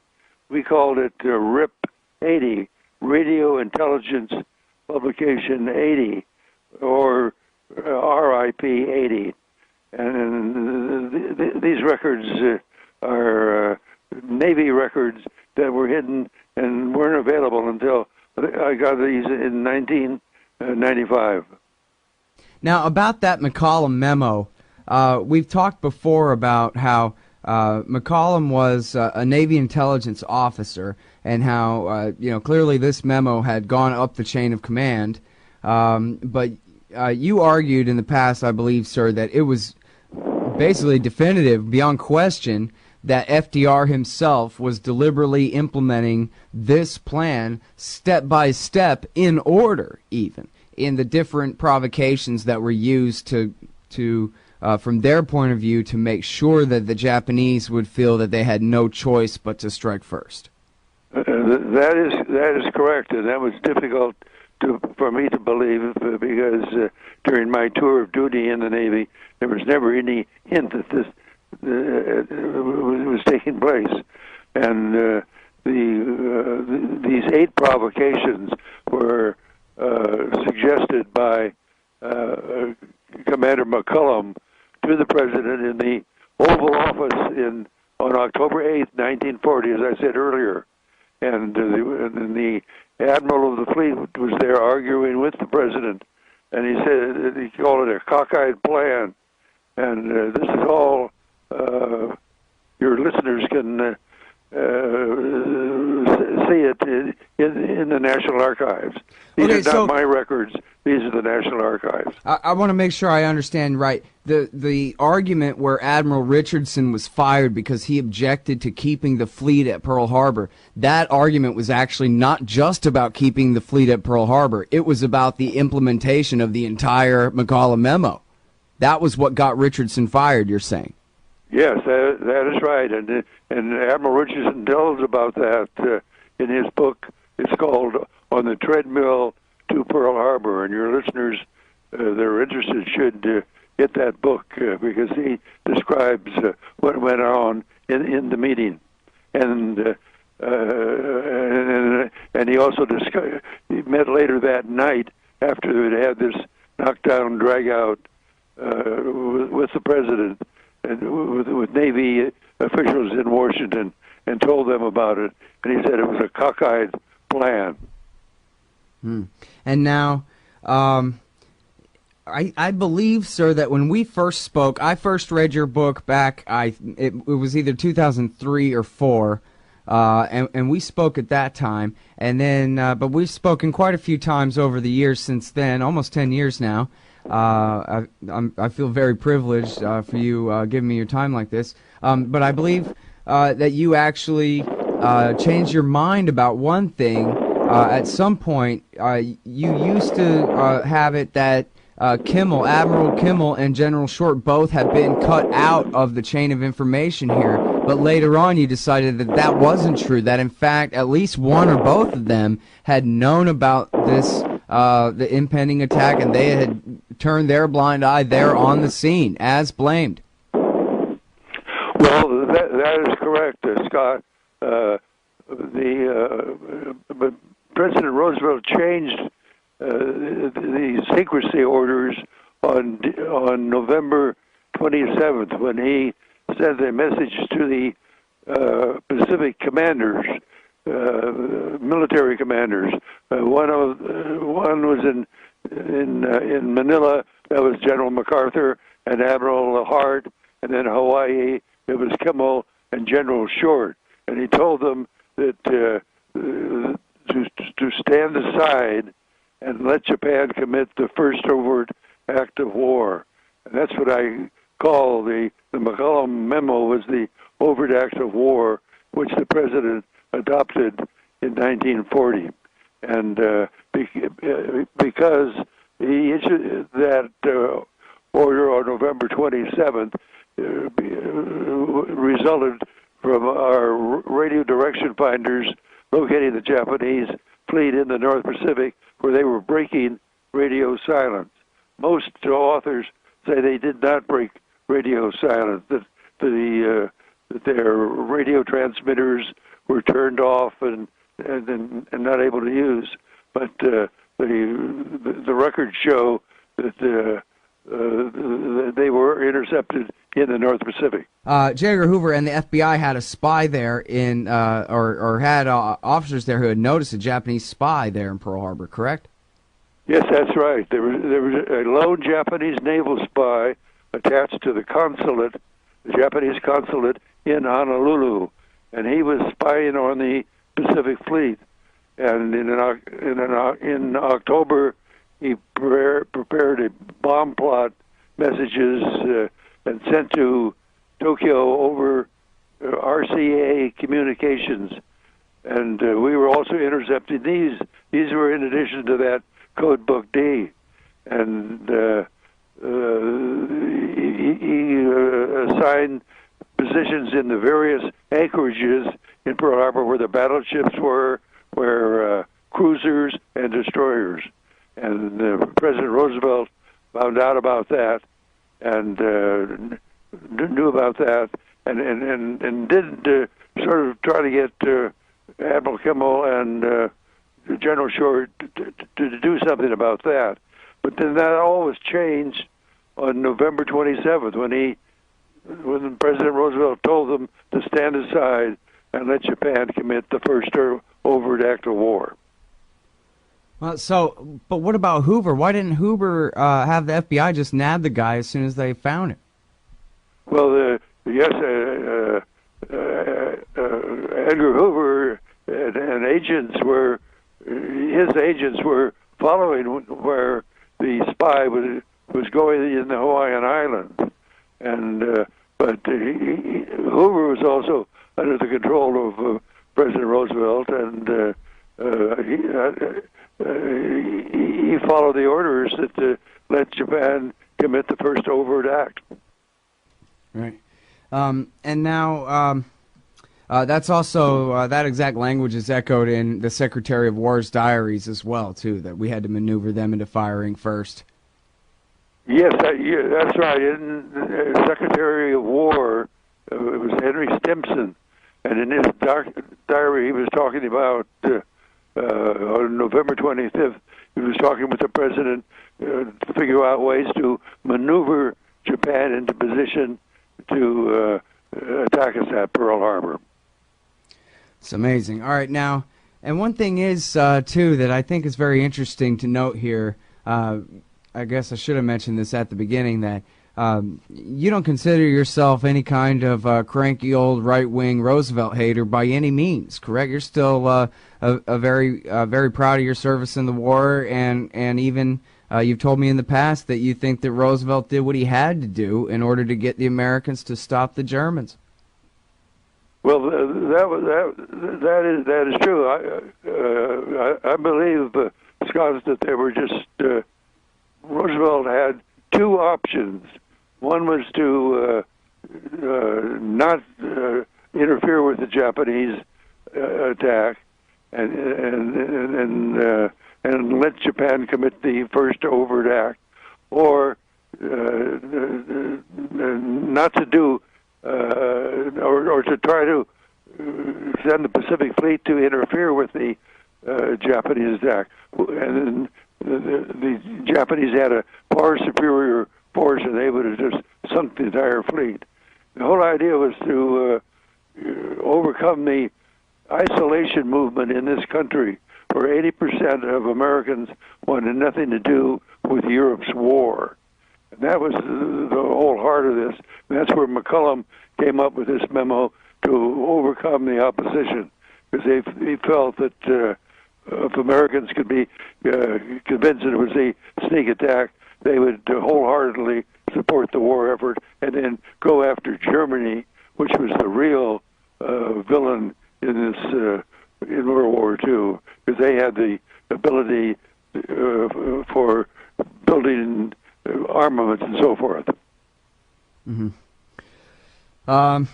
Well, and I think that's an important point, because the conventional wisdom would have it that anyone who's as critical as you are about the facts of the lead up to the attack must just have a bent against Roosevelt and against the war. And I think it's very important that people understand that that's actually not the point of view that you're coming from. As to them, to a lot of people, that would tend to discredit it, or in some way, if they're looking for a reason to not believe, that might be one. But so now, to get back to the story here, what about I'm curious about when Roosevelt refused to meet with the Prime Minister of Japan, who had asked for direct talks in August of 1941. Wasn't that kind of scandalous? Weren't people saying, geez, here they're trying a last-ditch effort to avoid war, and our president won't even meet with them? Or how did that work out back in the late summer of 1941? You're right. The Prime Minister Kanoye was trying to arrange a meeting with the president to work out the plan. Well, he wanted nothing to do with that. He wanted the attack to take place to overcome this isolation movement and unite the American people. And that's what he wanted to do. So he did everything he could to avoid it. There were two Japanese emissaries that were sent here to try to work things out, but that was just a play contentions that they were involved in. Mm-hmm. The whole idea was to get Japan to make this attack and unite the country, which happened. Right. But, I read about how his failure to get the talks, to get the audience with Roosevelt, led to his fall and his replacement by Tojo, which was, of course, a major step toward the start of the war there that fall. But what I'm curious about is that anti-war movement that you refer to and all the president's enemies. Were they aware that he had refused to meet with the Japanese prime minister that August? And, I mean, that must have been huge ammo for their argument that he was deliberately trying to get the American people into a war that he'd promised not to get them into. Oh, you were right. The president was engaged in also in a third term run for president. The November election is 1940. So he promised American parents that your boys are not going to be sent into any foreign war. But what he didn't say was that unless we are attacked. So he put out this frontage that in his political speeches in the fall of 1940, that there would be no troops sent into what was called Europe's war at the time. Mm-hmm. Yeah, and You know, it's interesting what you said about at that point where, you know, the week of the attack or what have you, that at that point the choice was to either have our Navy meet them out at sea and surely lose, or go ahead and take it on the chin. I mean, that was the position that they had put themselves in. I was raised to believe, I guess this is the History Channel version, is what great luck it was that none of the newer ships were in harbor that day, only the leftover World War I era ships, and that the carriers were out at sea and were spared from the attack. But I actually saw where I had written about you before on antiwar.com, and there's a very interesting comment there from a Japanese man saying that that was Roosevelt's only choice at that point. Otherwise, if he had met us out at sea, we'd have sunk y'all's whole fleet, and we would have known that you'd broken the code. And then you would have had a much harder time for the rest of the war. And I guess at that point, he's attributing America's breaking of the military code a lot of credit. You know, he's giving that a fact a lot of credit for later naval successes against the Japanese fleet. Do you agree with that? Oh, that's absolutely right. That's exactly what happened. The president was reading the Japanese Navy's messages, so he knew where these ships were, that they were in the North Pacific. This was before Pearl Harbor, and then after the nation was united to go against the Japanese and also Hitler. We learned that they were going to attack Midway, so we were able to ambush the Japanese fleet, which could have been done on December 7th. But President Roosevelt did not want that. He wanted America to be united by this sneak attack. Right.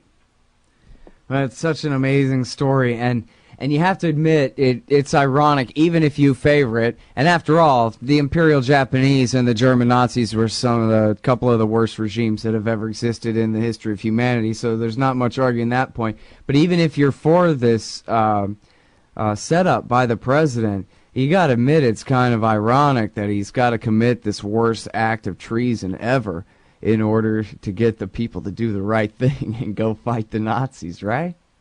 Well, that's right, but it was an old. It goes back to the time of Plato, and before Christ. Plato writes about it in his discourse called "The Republic," where you get your enemies or other tribes to attack you, and then you can unite your own forces to go against other tribes. So it's one of the oldest ruses in military history. Oh, I didn't realize that's in the Republic. I've read that. Why didn't I notice that? Well, I'll have to go back now and look. There's a whole book published by Harvard University about that. Let's see, her name is Cecilia Bok, B-O-K. She was the wife of the president of Harvard. It's a great book to read.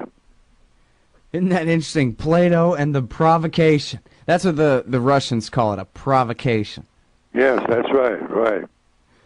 Very interesting. All right, now, can I ask you real quick? It's a kind of a minor point, but there was a historian, you may not remember, it's been a few years now, but there was a historian that wrote into antiwar.com saying, no, it's all about JN25. And this and that factoid about JN25, and you dismissed that completely, the way I recall, and said, no, again, as you mentioned earlier in the interview, it's all about Code Book D, Table 7. But can you explain the discrepancy there, why it is that this historian would cling to this JN25 when, as you say, that's old information? Well, the U.S. Navy designated... put this phony designator called JN25 for the Japanese Code Book D, and it was to hide the fact that we had broken it in 1941. And they claimed that we had broken JN25. It wasn't until after the war, or, excuse me, after the Pearl Harbor attack. Mm-hmm. But we had broken it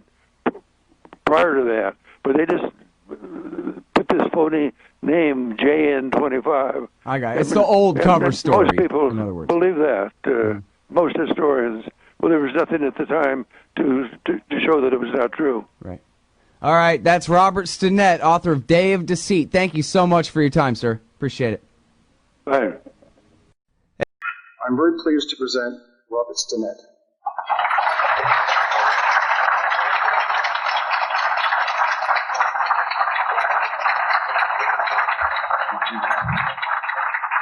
Thank you, David Thoreau, for inviting me here to speak, and this wonderful turnout of all of you.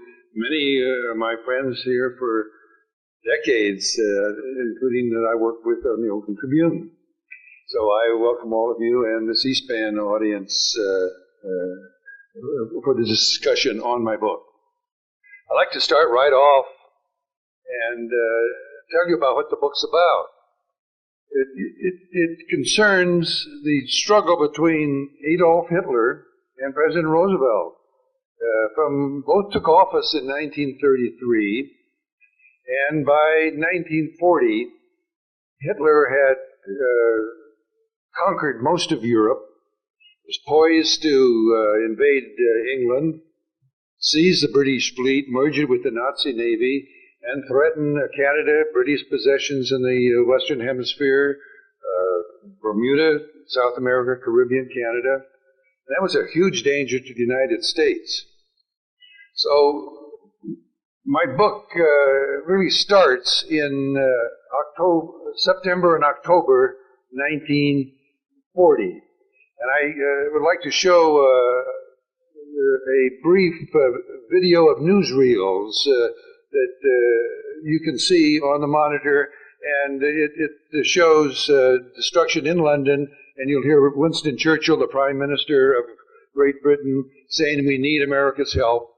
Then you'll see the Pearl Harbor attack, followed by President Roosevelt's address to Congress, in which he asked that a state of war existed. He did not declare war or ask Congress to declare war. He asked that there be a state of war found by the Congress. I'd like to review this now.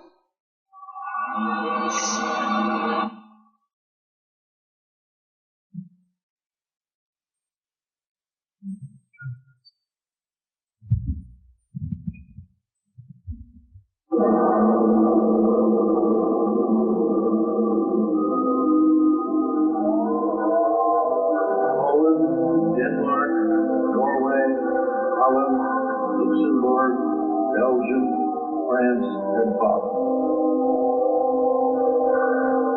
September 1940, German bombs were destroying London.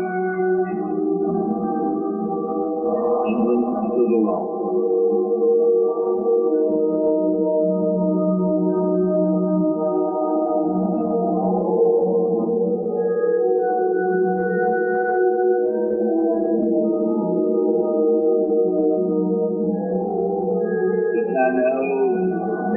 To break out from this island or lose the war.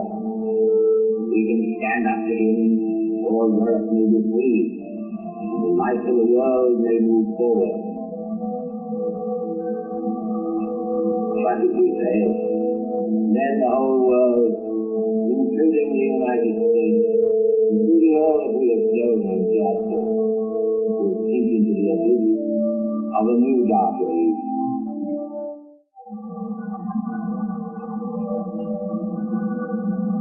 Yesterday, December 7th, 1941, a date which will live in infamy.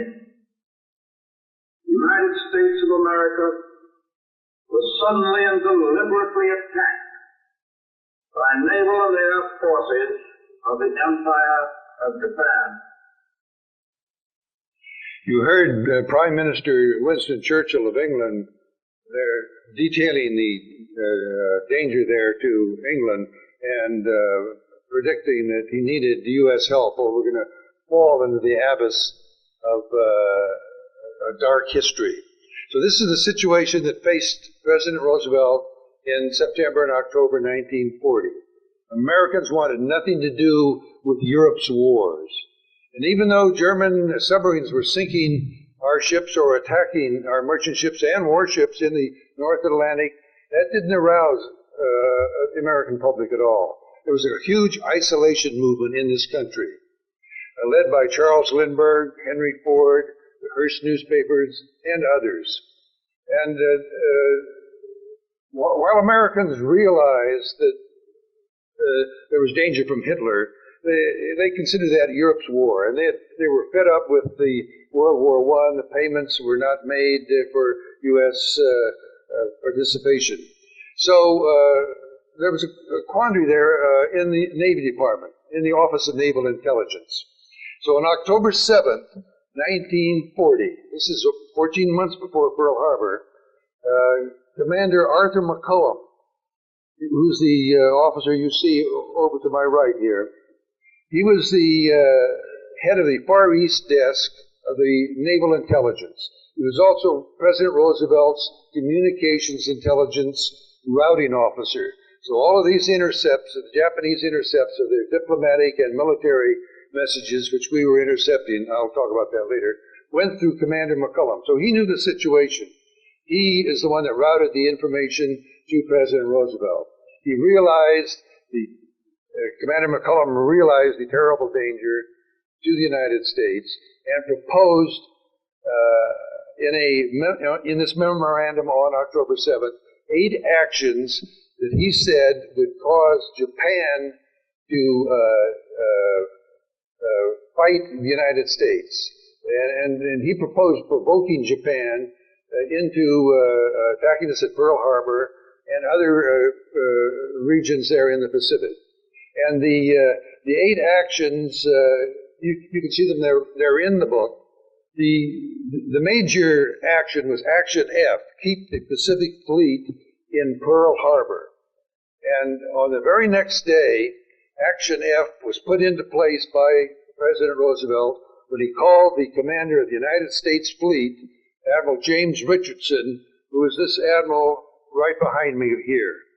Admiral Richardson was called into the Oval Office October 8th, the very next day, 1940.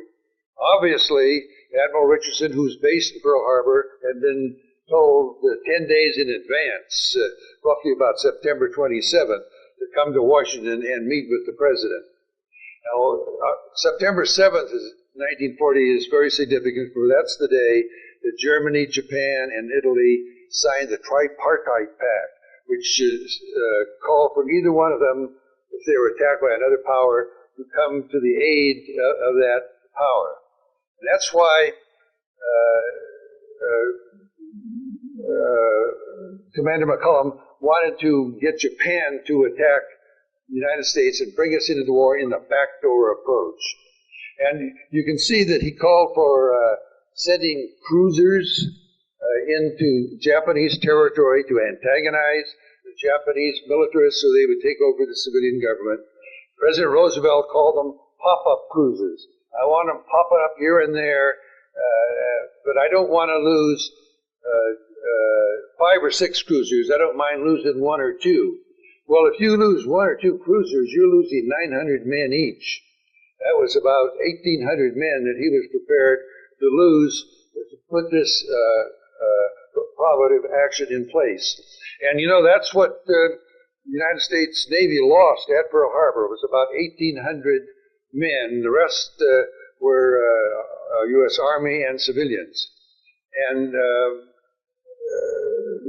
so this triggered other actions then too.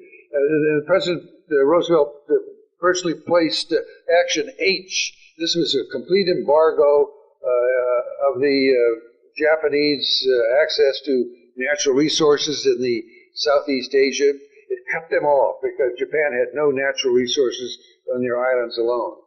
And the president instituted this embargo on the late part of July 1941. Well, that set off Japan on the road to war.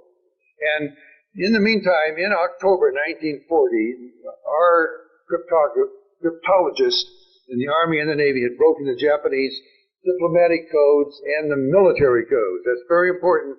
that you remember the military codes, because in the congressional investigation in 1945 and 46, the diplomatic codes were fully discussed, that we'd broken them, but not a word about the military codes. And we had broken the Japanese operational code for their Navy and could follow Admiral Yamamoto, who was the commander-in-chief of the Japanese Navy, as he organized to attack Pearl Harbor. The first leak came in January 1941, when the U.S. Embassy heard that Japan was planning an attack. Ambassador Grew in Tokyo passed the information on to Washington, who discounted the report. And the report said that the Japanese were planning to attack Pearl Harbor with all their air forces. And so, who was asked to evaluate this information? None other than Arthur McCullum. He said there's nothing to it, and told Admiral Kimmel, who was the new replacement for Admiral Richardson, because Admiral Richardson was fired by President Roosevelt when President Roosevelt told him about Action F, which was to place the Pacific Fleet in harm's way. And Admiral Richardson was gone by the end of January 1941. Admiral Kimmel took over, and even though they had this wonderful intelligence from Tokyo, Commander McCullum said there's nothing to it. Well, President Roosevelt was able to follow the Japanese reaction to these 8 goads, or provocations, if you will, because we had broken the Japanese diplomatic and naval codes, and we also allowed a Japanese naval spy to come into Pearl Harbor. He was a naval ensign. We knew that he was a spy, and were reading his messages to Tokyo. And he arrived in Pearl Harbor on the late March 1941, and started preparing a census of the U.S. Pacific Fleet for Tokyo. And he continued that, sending the messages which were being intercepted and read in Washington, but all of this information was kept from Admiral Kimmel, who was the commander of the Pacific Fleet, and General Walter Short, who was head of the Army defense there on Hawaii. Both of them were out of the loop. And Commander McCullum's memo was addressed to the Chief of Naval Intelligence, who was the name of Captain William Anderson. And President Roosevelt, after he fired Admiral Richardson, appointed Anderson as commander battleships of the Pacific Fleet and sent him to Hawaii. He was number 3 in command of the fleet. He knew that we had broken the Japanese codes, both military and diplomatic, and knew of this plan, but did not tell Admiral Kimmel about it. So he presided there as commander of all the battleships. His responsibility was for the 9 battleships of the Pacific Fleet. And they were the stars of the fleet in the 1940s, because aircraft carriers had not come into their prominence that they did later on in the war. So the battleships were the stars. And when this spy arrived, when the Japanese naval spy arrived in Hawaii, Admiral Anderson told the FBI, don't interfere with him. He told this to the FBI special agent in charge in Honolulu, and the agent complied. But they surreptitiously did follow the spy, and I talked to the FBI agent who was the case agent. And I do have a picture of the spy.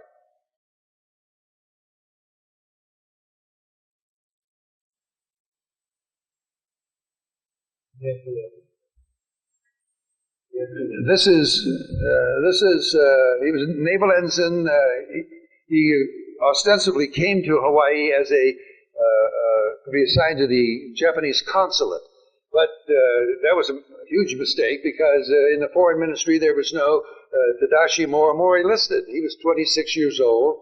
Japan rarely sent young people to Hawaii. That was a prime spot for sort of retirement for the Japanese foreign ministry. So immediately he was spotted, identified by the Navy as a spy, And as I said, he was first engaged in preparing the census for the Pacific Fleet, and then he changed in August 1941 and started preparing bomb plots of Pearl Harbor, and he continued that through the fall. These messages are all being intercepted, going to President Roosevelt and his military commanders.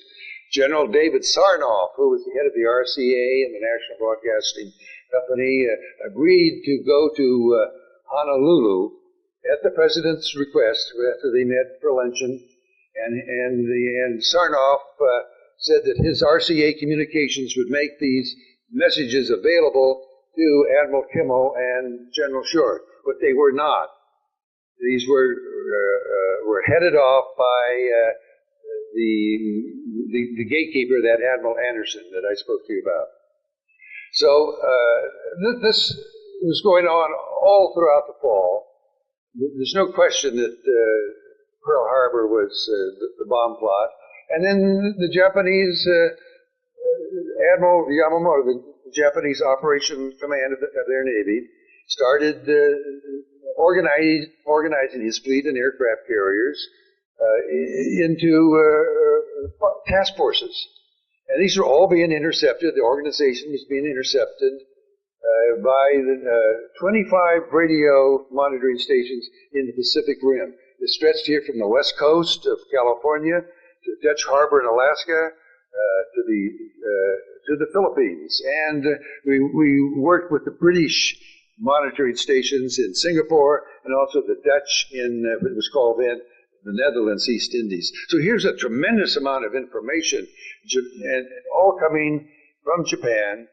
We knew what their diplomatic maneuvers were, and so what their Navy and Army plans were.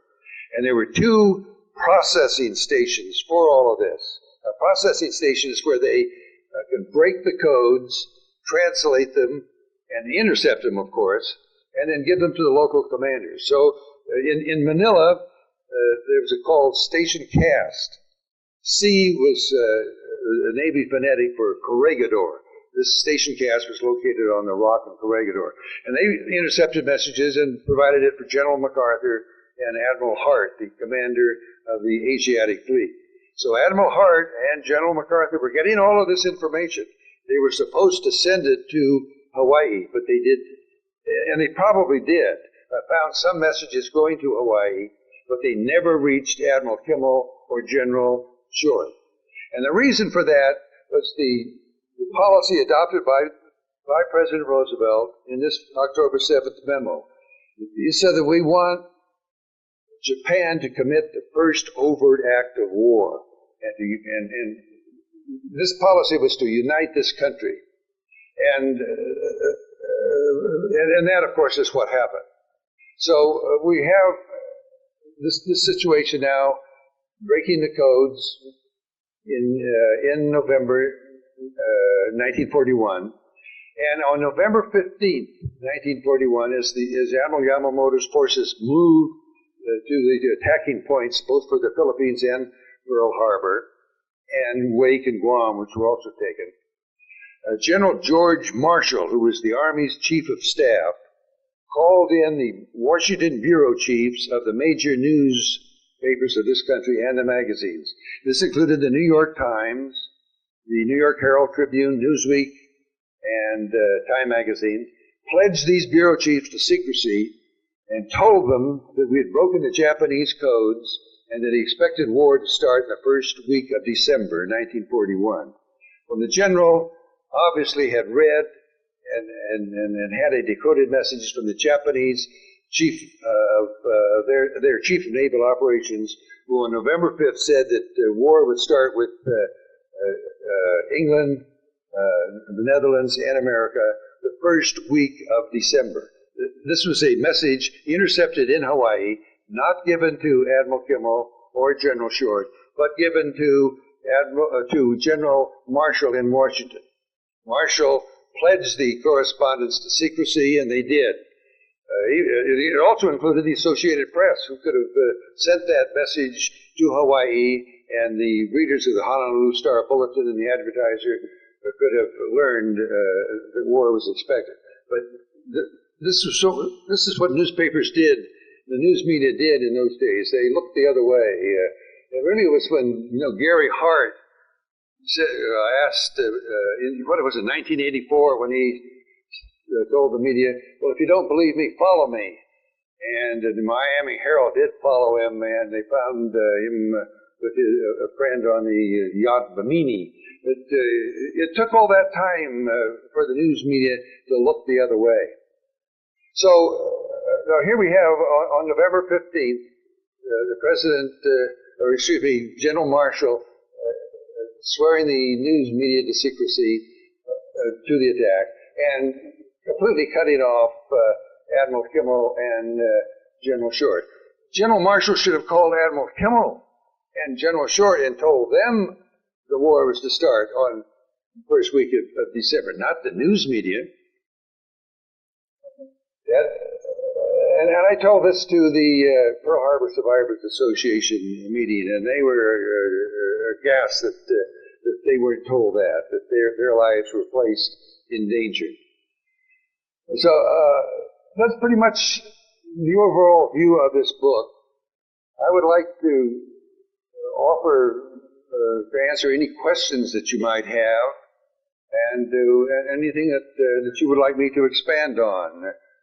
Basically, our policy was that we want Japan to commit the first overt act of war. That was the order given to Admiral Kimmel and to General Short and General MacArthur and Admiral Hart on November 27th. General Marshall wired back, "We are already prepared for a successful defense." See, he and the other commanders were told, "Don't go on the offense. Remain in a defensive posture." The official word was, "The U.S. desires that Japan commit the first overt act of war." And that's right there from McCollum's memorandum there. You can see that in his item number 10 there. So I invite any questions and any expansions you want. For questions, if you wait for Carl with the microphone.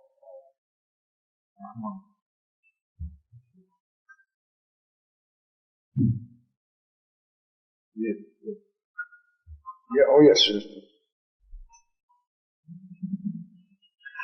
Yes, I'd like to know if I read most of your book, and I'd like to know if you discovered any additional documentation to substantiate your point since the book has been published. If you've been able to get any of the material that, according to the book, you were denied access to by the Department of Justice and other individuals in the current Clinton administration. Yes, the FBI, Department of Justice, will not release the information on the arrival of the spy on March 27th, 1941. Janet Reno, the Attorney General, has labeled this the highest classification of our government. It's a B1 National Defense Secret. That's 60 years ago. They won't even tell me the dates of these messages or what's it all about. They won't even tell me the file number, the FBI file number. But I got this from them because I'd asked for any information they have in late March 1941 on the Japanese steamship, the Nita Maru. And the Nita Maru is the one that brought him to Pearl Harbor. So we know somehow it's got to do with the arrival of the Nita Maru and the spy. And this today is a B1 National Defense Secret, the highest classification that the Department of Justice has. And I appeal personally to the Attorney General and to her public relations man, Carl Stern, who was former NBC Supreme Court reporter. And he filed many FOIAs when he was with NBC News, but he would refuse to release this to me under my FOIAs. But the Navy Department has been a lot better. They have released these documents, which that's what I found in July 1995. And Admiral McCollum's memo was released to me. And then last week, you asked I was in Washington, D.C., and the Navy has released more information. And this information confirms even more overwhelmingly that we had broken the Japanese Navy codes as of November 16th, 1941, and this is at Station Cast in the Philippines. They had, the commander there said that we were intercepting them, decoding them, and translating the messages. So these are all the messages that are coming in saying that the Japanese carrier fleet's going to refuel in the North Pacific. It's just astounding that that they were able to keep all of this secret for so long from Congress. You know, there was a congressional investigation in 1995, and none of this was shown to Congress even 5 years ago. Over here, please. Thank you. How far do you believe President Roosevelt wished to go? For example, was an imminent threat of attack at Pearl Harbor adequate to his purposes, or do you believe that he actually wanted to see the bombs fall on Pearl Harbor? For example, it was the message that went through the Navy Department, apparently, that did arrive several hours late. Do you believe that message was purposefully sandbagged? Yes, well, the president was following Commander McCollum's memo. The president adopted this strategy, this overt act of war strategy, as a way to overcome the isolation movement. That's the important part of that's the smoking gun of Pearl Harbor. Is this overt act of war? Because, as I said, that the Americans didn't want anything to do with the European war, but as McCollum says that if we do these 8 things, then he predicted that this would create the ado. This is his word right there. That would unite the country, and it did. As you all know, on December 8th, millions of Americans went to recruiting stations, Marine and Army and Navy, and joined the various services. And civilians went to work and produced this huge war machine that we defeated, really Hitler, who was the main target. Let's see, Mr. Walker? Two things. I don't, first of all, understand the logic behind General Marshall alerting the press. What would be the need for that? The other part is, couldn't the same propaganda aim by Roosevelt have been accomplished if they'd had discreet air defenses and actually had a trap for the Japanese and down a bunch of planes? We could have still had the public outcry and upset. Yes, that's a question that many ask me about. Why wasn't there some other option that the president could have done? But you see, they wanted a clean-cut, clear act of war, overt act of war that would unite the country. This is what they saw that was needed to bring the country together. Charles Lindbergh was our great hero, and 80% of people followed him. Stay out of Europe's war. The other option would have been perhaps some have suggested that we could have attacked the Japanese fleet in the North Pacific, but they didn't want that. They wanted, because it could have been seen that we started the war. They wanted a clean-cut act of war, overt act of war. That was not, that was not in this plan. Well, that hasn't really been discussed. I found that in General Marshall's papers, and there should be a debate. Earlier in your research, did you expect to find a smoking gun evidence as incriminating as the general's letter? And do you have some thoughts about whether why it wasn't destroyed so that nobody would find it? That's a good. No, you asked, did I expect to find this? No, I started my quest on this project. I had read a book called "At Dawn We Slept" by Gordon Prang. It's a very fine book about the attack, and in that book he mentioned this sort of a throwaway line that the Navy was intercepting Japanese naval messages in Pearl Harbor. Well, that was the first I'd read about that. This was in 1982. And I thought, well, that would be very interesting to check it out. I was on the Oakland Tribune staff at the time. Told our editor, Bob Maynard, that I thought this might be worthwhile for our December 7th, 1982 Pearl Harbor story. You know, all newspapers do that. And he said, fine, go. And so I filed an FOIA at the time at the Navy to see this station HIPO. This was the monitor station on Hawaii. And then the space still existed. The Navy did let me in.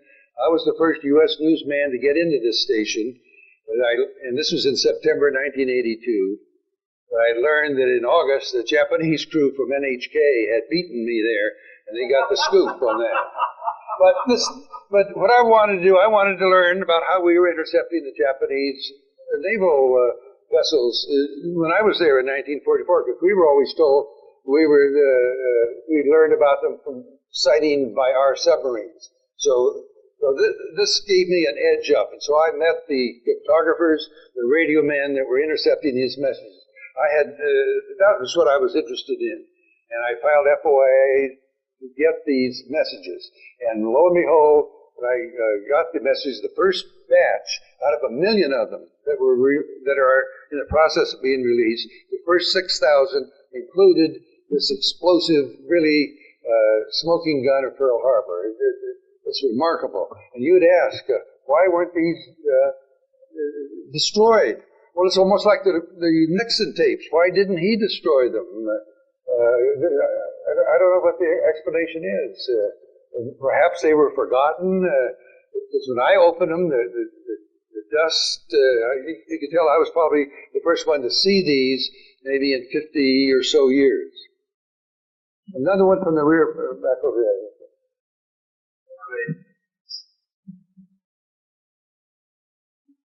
First, I have a statement. I think your book moves the debate from did he do it to why he did it. The other thing is that how large is this conspiracy? Was this conspiracy? How many people were involved, such as McCollum? In other words, what do you think the total number of people was? And the second question: do we look at Japan's culpability in the war in a different light now? Yes, you asked about how many knew. I've identified approximately 30 members of the Roosevelt administration. And of course, the president and Arthur McCollum, Captain, or later on, Rear Admiral Anderson, General Marshall, and the other people in the communications intelligence field there in Washington.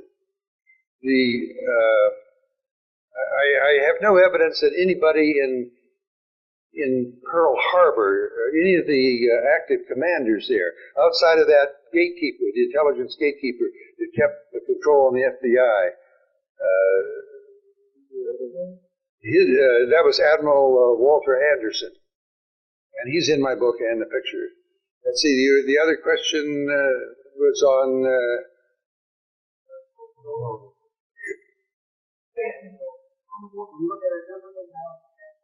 Oh, yes, Japan. I've asked attorney friends of mine, what about this? And they said, well, Japan their militarists didn't have to act on these provocations. But, you know, in the same way if Japanese warships had come into Puget Sound, that would have antagonized this country. And we'll soon know, because my book is going to be published in Japan later on this year, and we'll get some reaction from the Japanese. Back there.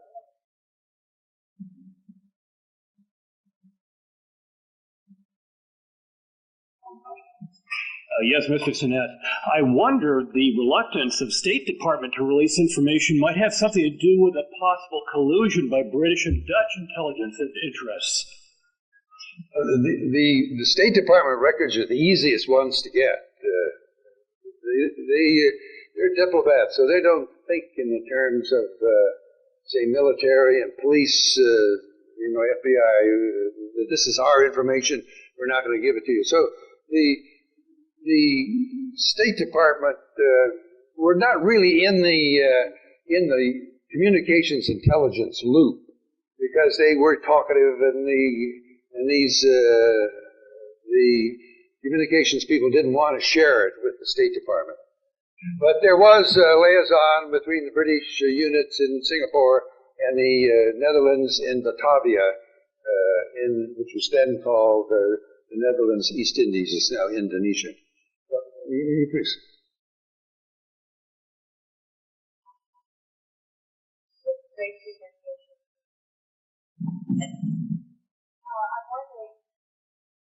I'm wondering if something that's involved with the people that we name to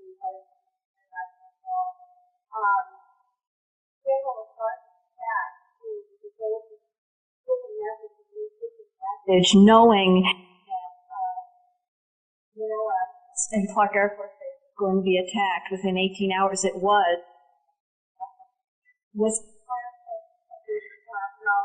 Yes, well, prior knowledge. Yes, well, General MacArthur, as I pointed out to you, received the order from President Roosevelt to stand aside, just remain in a defensive posture, and let Japan commit the first overt act of war. And that's what he did. And he replied to the order saying that everything is ready for a successful defense. See, General MacArthur was a public relations expert. He was head of the Army.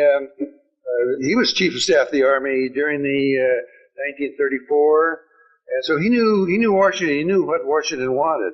And then when Admiral Hart, who was the commander of the U.S. Asiatic Fleet, got that order, he ordered all of his submarines to submerge in Manila Bay instead of attacking the Japanese troop ships that were coming and invading the Philippines. So the whole idea was to follow the order.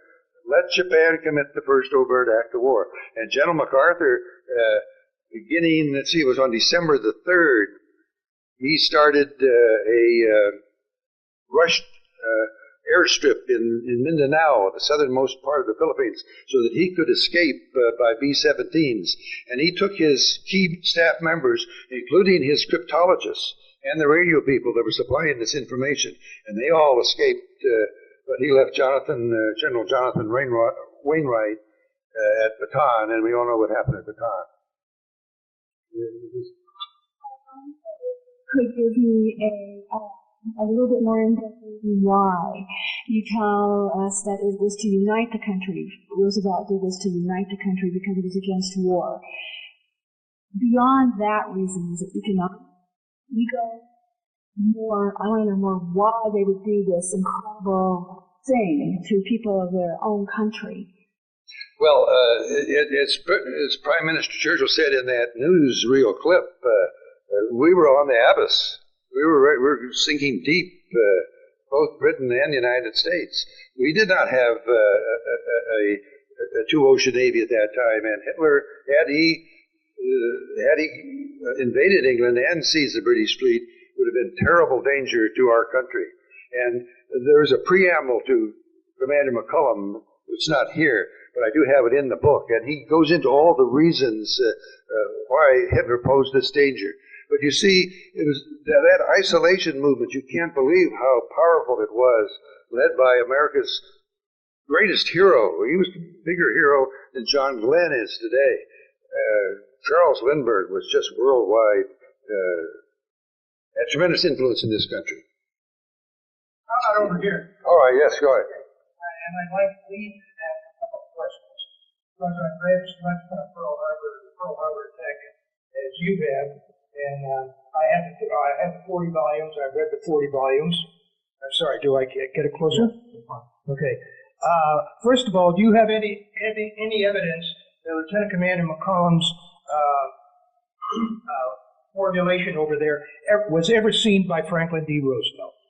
Yes, there are 8 actions. Every one of those has either issued an executive order or in the pop-up cruises, the White House testimony in February and March and in spring and January, all revolves around his approving these pop-up cruises. Let's talk about the pop-up cruises, okay? You're calling the visits by American cruisers to Australia or to Singapore somehow or other antagonizing the Japanese. But now, certainly 2 cruisers in the Bungo Suido would be antagonistic. Now, what are the names of those 2 cruisers? Those cruisers have not been released as yet. This is based. You've got access to all Sir, deck logs. so we have to keep it just to questions. No, we have the deck logs of the 2 of the pop-up cruises that went to the Central Pacific. That included, one was the Salt Lake City, was the flagship of that cruiser, and then where they went is all whited out. But if you hold it up to the whiteout, you can see where they went. Now, the third one that I've been able to document is from Japanese sources who said that at least 2 cruisers invaded the Bungo Strait. This is the body of water that leads into the inland sea. And they filed a complaint with the U.S. Ambassador there in Tokyo, as I recall. But you've asked what are the names of those cruisers. Those have not been released. I have not found them. But I hope that out of these million records that we will surface. You maintain that Admiral Yamamoto broke radio silence during the approach to Pearl Harbor. Admiral Yamamoto was sitting on his battlefield in Curie. He was directing all of Japanese naval operations. He did not break radio silence. When he spoke, and it was broadcast on at least 3 radio stations at any one time. It was the striking force, the Chiyobutai approaching Pearl Harbor. That's the one that had to maintain radio silence, and it did. Your theories to the contrary notwithstanding. Well, I appreciate you, but you haven't seen these documents in Navy archives there in Washington, D.C. Well, if I could finish here, please. You said Admiral Yamamoto did not break radio silence. On December the 2nd, using his radio call sign Yo-We-00, he sent a message to the entire Japanese Navy, said Nii Taka Yamanobori. That was a hidden code word to climb Mount Nii Taka on December the 8th. And this was intercepted in Hawaii, was not given to Admiral Kimmo or General Short.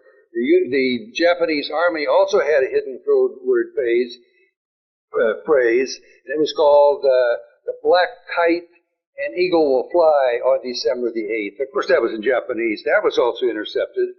And the Japanese Foreign Ministry had a hidden word code where they notified all of their overseas missions. It was called the East Wind Rain Code.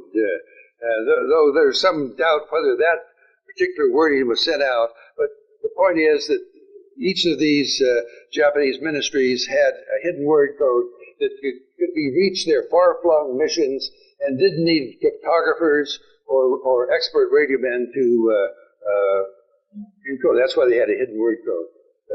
You, sir? What do you think would be the consequences had the Japanese not attacked Pearl Harbor? War would have been. Well, because that would be like a what-if book, you know, and what-if books are very popular, and I'm sure someone should, you know, I think that would sell, and somebody should come up with a, what if it had not done that? Yeah. Well, my hands are full just following this communications intelligence, and I want to even get more on it. But to find out why they didn't, you have to read what Commander McCullum says. We have to create the Yadu, and Pearl Harbor was the Yadu. Yes, sir. Two things very briefly. First, a comment. I had a brother-in-law who was in Pearl Harbor on a destroyer when it was being bombed, and his destroyer sank that Japanese submarine when it was getting out of harbor. Yes. That's part one. Part two, some years ago I read a book by John Tolan called Infamy. Yes. And in it he made reference to information very much along the lines of yours that mostly got from an individual named Robert Ogg, that he only identified as CZ. Yes.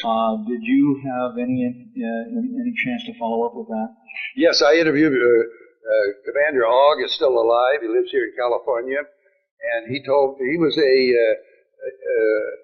a specialist in the Naval Intelligence Office in San Francisco. And he worked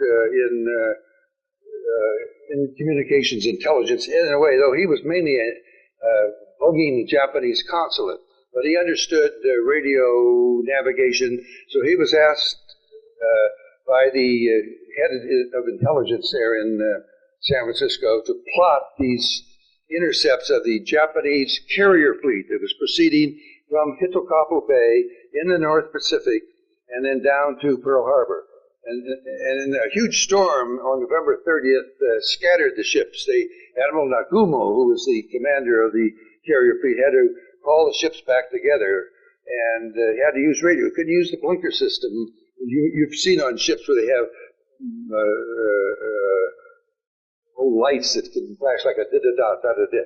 But anyway, so they broke radio silence. They used low power, but at the same time of this huge storm, there was a sunstorm on the sun that disrupted communications in the world and bounced these messages all over the United States to San Francisco, where Mr. Ogg plotted these intercepts on a map of the North Pacific. It showed where they were. They could identify the warships by their unique Japanese communication procedures. Radio direction finder at Dutch Harbor located them there, and as well as here on the West Coast. And the SS Lurline also heard them. There's someone here from Matson. Yeah, we haven't gone back there.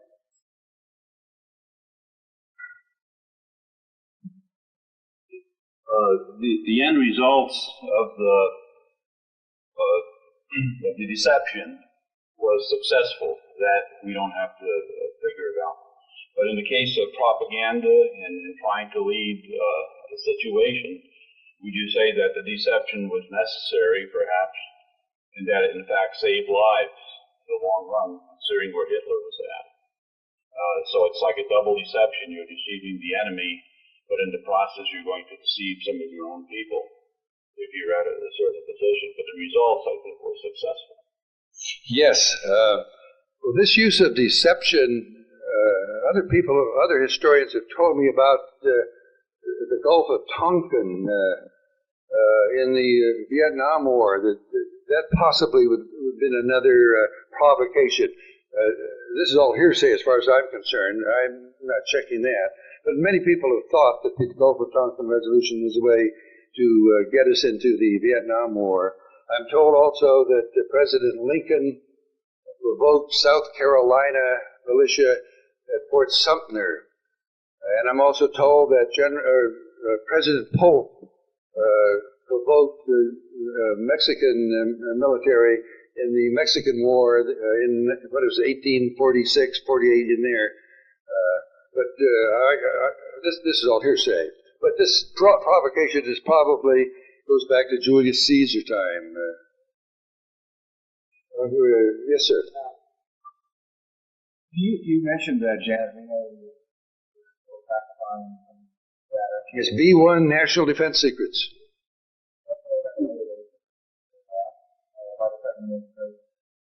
It's just I don't understand why they're doing that, except maybe it reveals some communications intelligence features that we're using today that they don't want out. But that's ridiculous because we have spy satellites now.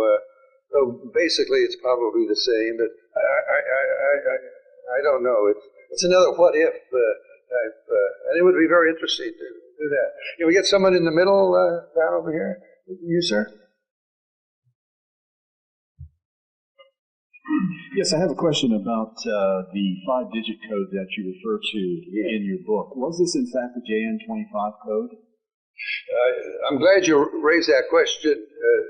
You have to be sort of sophisticated to know about what you said, JN25 code.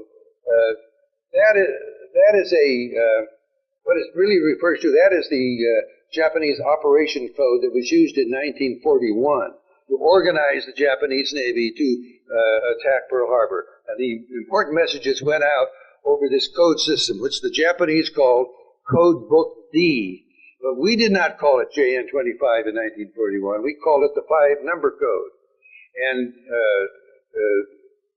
Congress and in various presidential administrations in the Navy have encouraged Americans to believe this JN-25 was not solved from 1945 and 46.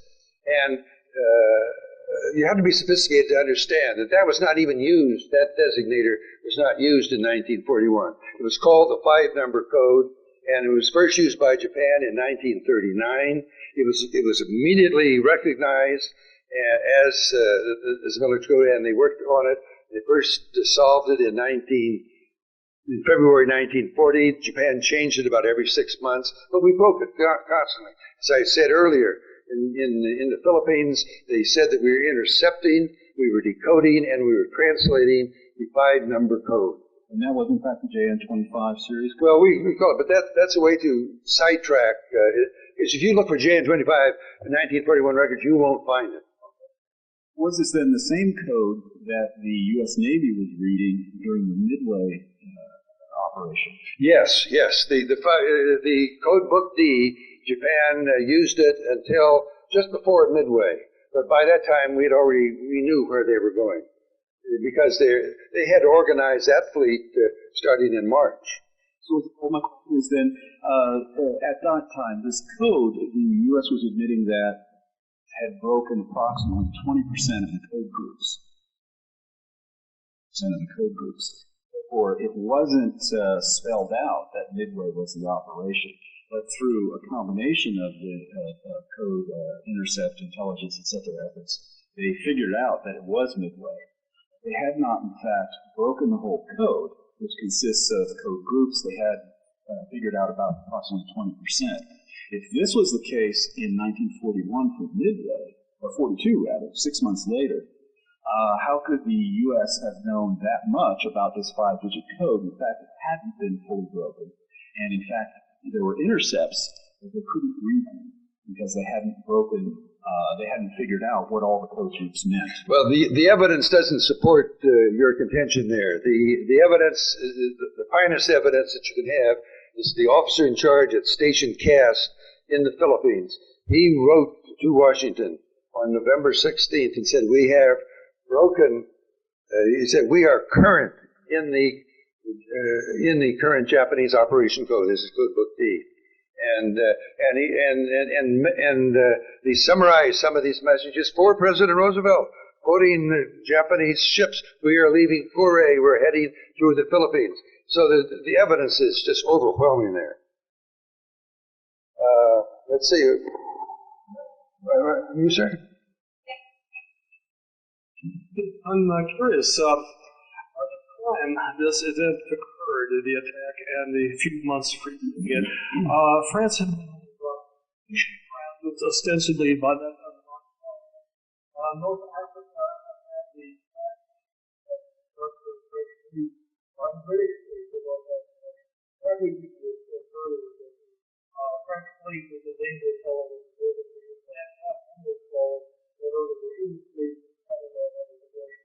That's right. The French and in China were cooperating with the Japanese. All of this was going on. If you had sat and it Roosevelt, how would you have advised him on these 8 suggestions here, please? That's a tough question. Everybody in the United States asks me that, and they want me to comment on it. The only way I can answer it is that I think that he had many options to use, but I think this action F, was the realistic one that would unite this country. I, of course, was alive at that time and was very much aware of the isolation movement. I saw the danger to Hitler, but going back, that option was the only logical one that he could use. Some people say that was the right thing to do, but then others say, how could you call that right thing when you put our men's lives out on the line? Let's go on this side.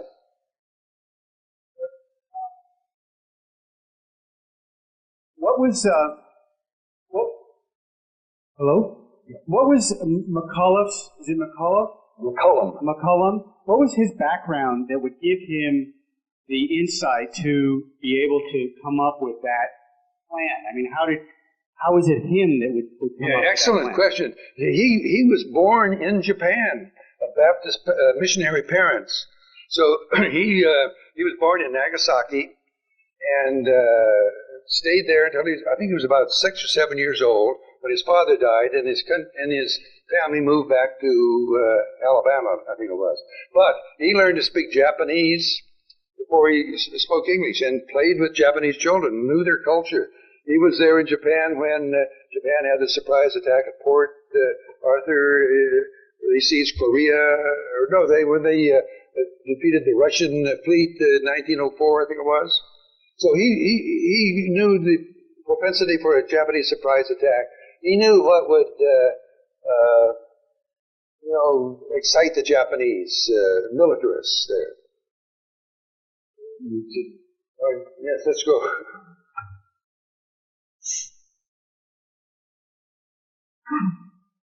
You go into a considerable technical detail about the RDF network and the intercept network, which is all very true. And there has been quite a bit written about the Enigma machine, or the Ultra efforts. Our name for it was Ultra, and our name for the Pacific was Magic. Was there ever any evidence uncovered other than found code reels at the embassy in Honolulu that gives any information about a Japanese code machine such as Hitler had? Or was it all done manual by the Japanese because of their unique language and use of katakana in the radio transmission efforts? Yeah, the Japanese Navy did not use machine ciphers like the Enigma, which was a German machine cipher used by Hitler. And I have not really studied all that, but the Japanese Foreign Office used a machine cipher. It was called Purple. But Hawaii did not have the Purple machine, though they had it in Manila. So General MacArthur had access to it, and this is the message is going out over the Purple code, or saying, say to the Americans, don't tell them that we're going to break off negotiations, just string them along. This was on December 2nd. Even that should alert you. And I'm certain that it did. But, the controlling policy, the strategy of our country was let Japan commit the first overt act of war, right out of McCullough. Let's see. Yes, sir.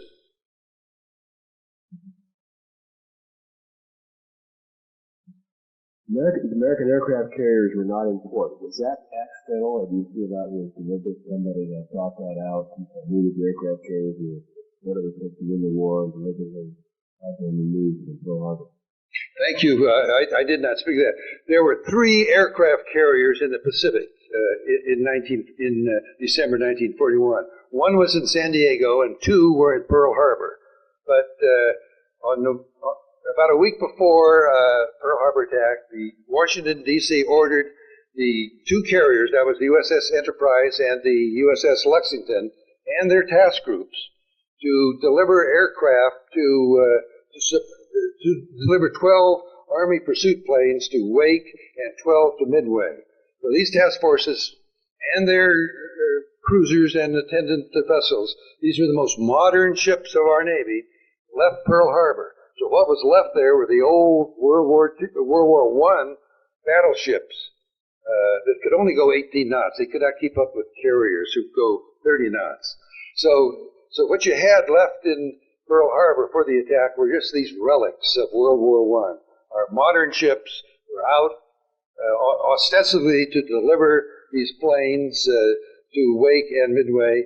The Admiral Halsey was in charge of the Enterprise, and he did deliver 12 planes to Wake, but the other vessel, the Lexington, did not deliver. It just sort of sailed around in the Central Pacific there and never did deliver the planes to Midway. So I think that was a ruse just to get the most modern ships out and just leave the old beat-up battleships for Japan's attack. And, you know, Japan did not attack our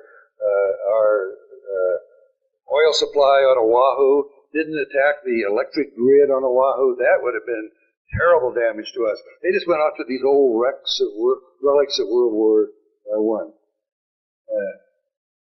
Yes, sir?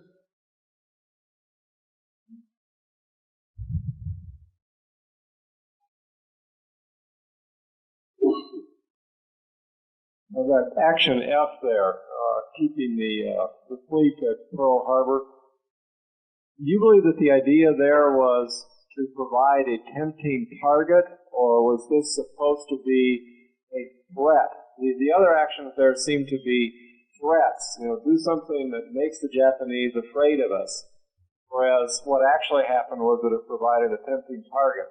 So, do you think that's what they were trying to do, a tempting target, or just one more threat? Well, I think that was what Commander McCullum had in mind as the tempting target to the Japanese militarists who were enraged by being cut off from their oil. They had no place to go. And so keeping the fleet there at Pearl Harbor was a provocation that easily fell into the Japanese militarists' hands. And normally the fleet was based on the West Coast.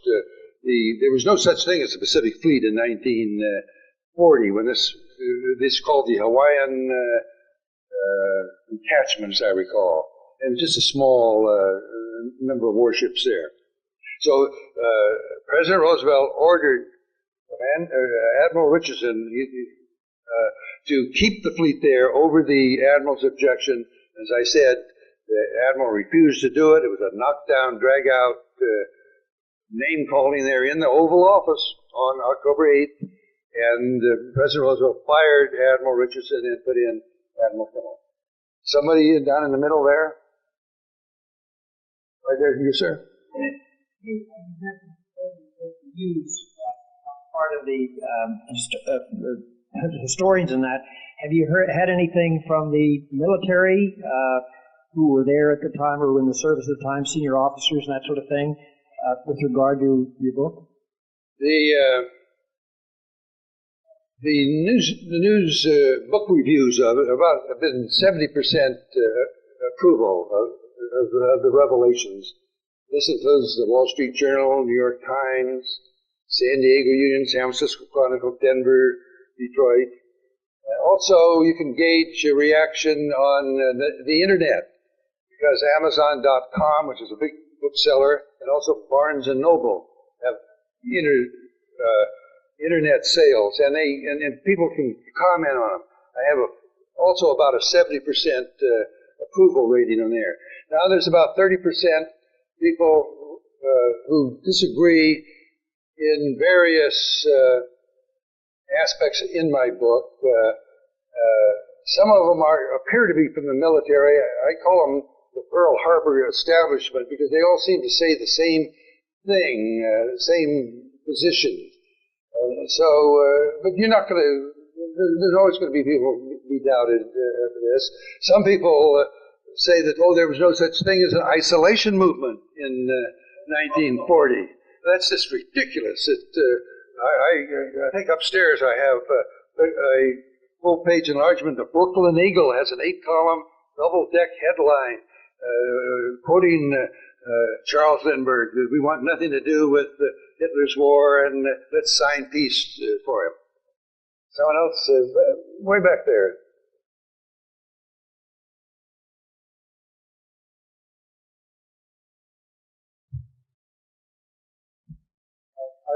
Just by accident, we happened to meet a relative of Admiral Kimmel, who's lived in Hayward, actually, and he said you were coming here. He bristled because he said his uncle was a scapegoat.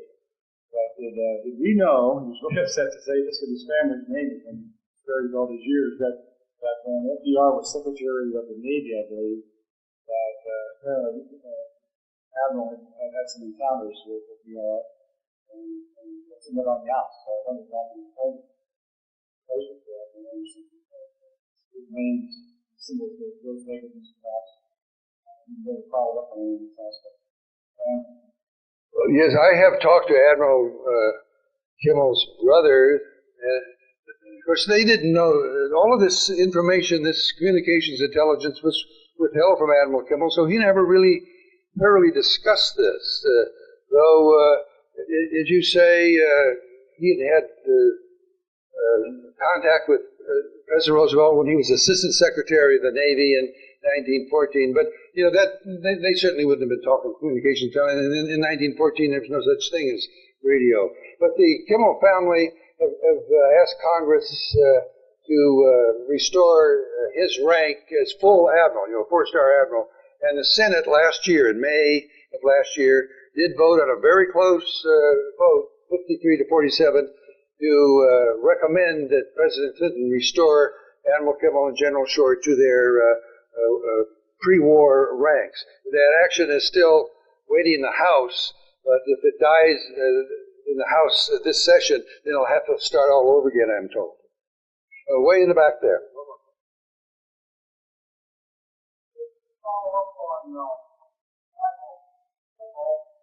And in the early 1950s, I remember Theobald, Captain Theobald.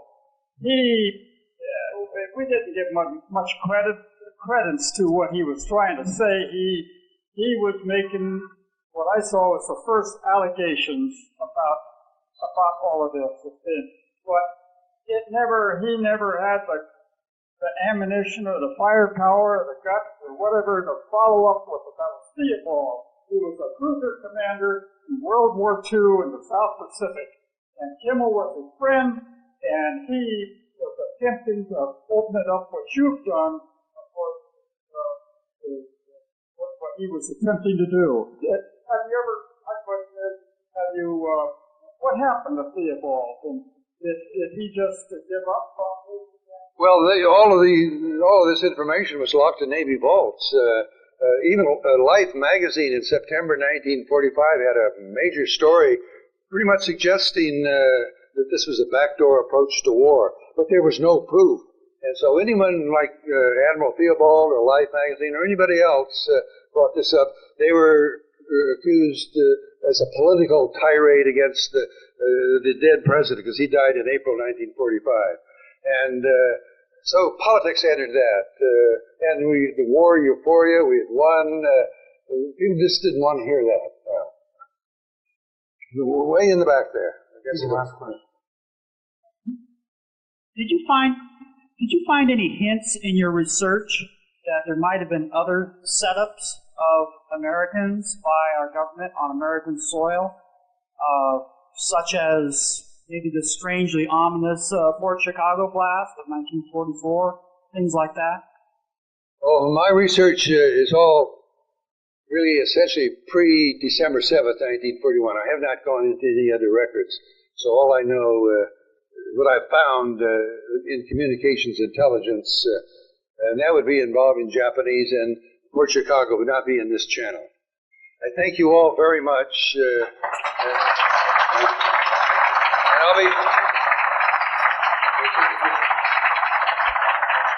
I'll be upstairs to sign books.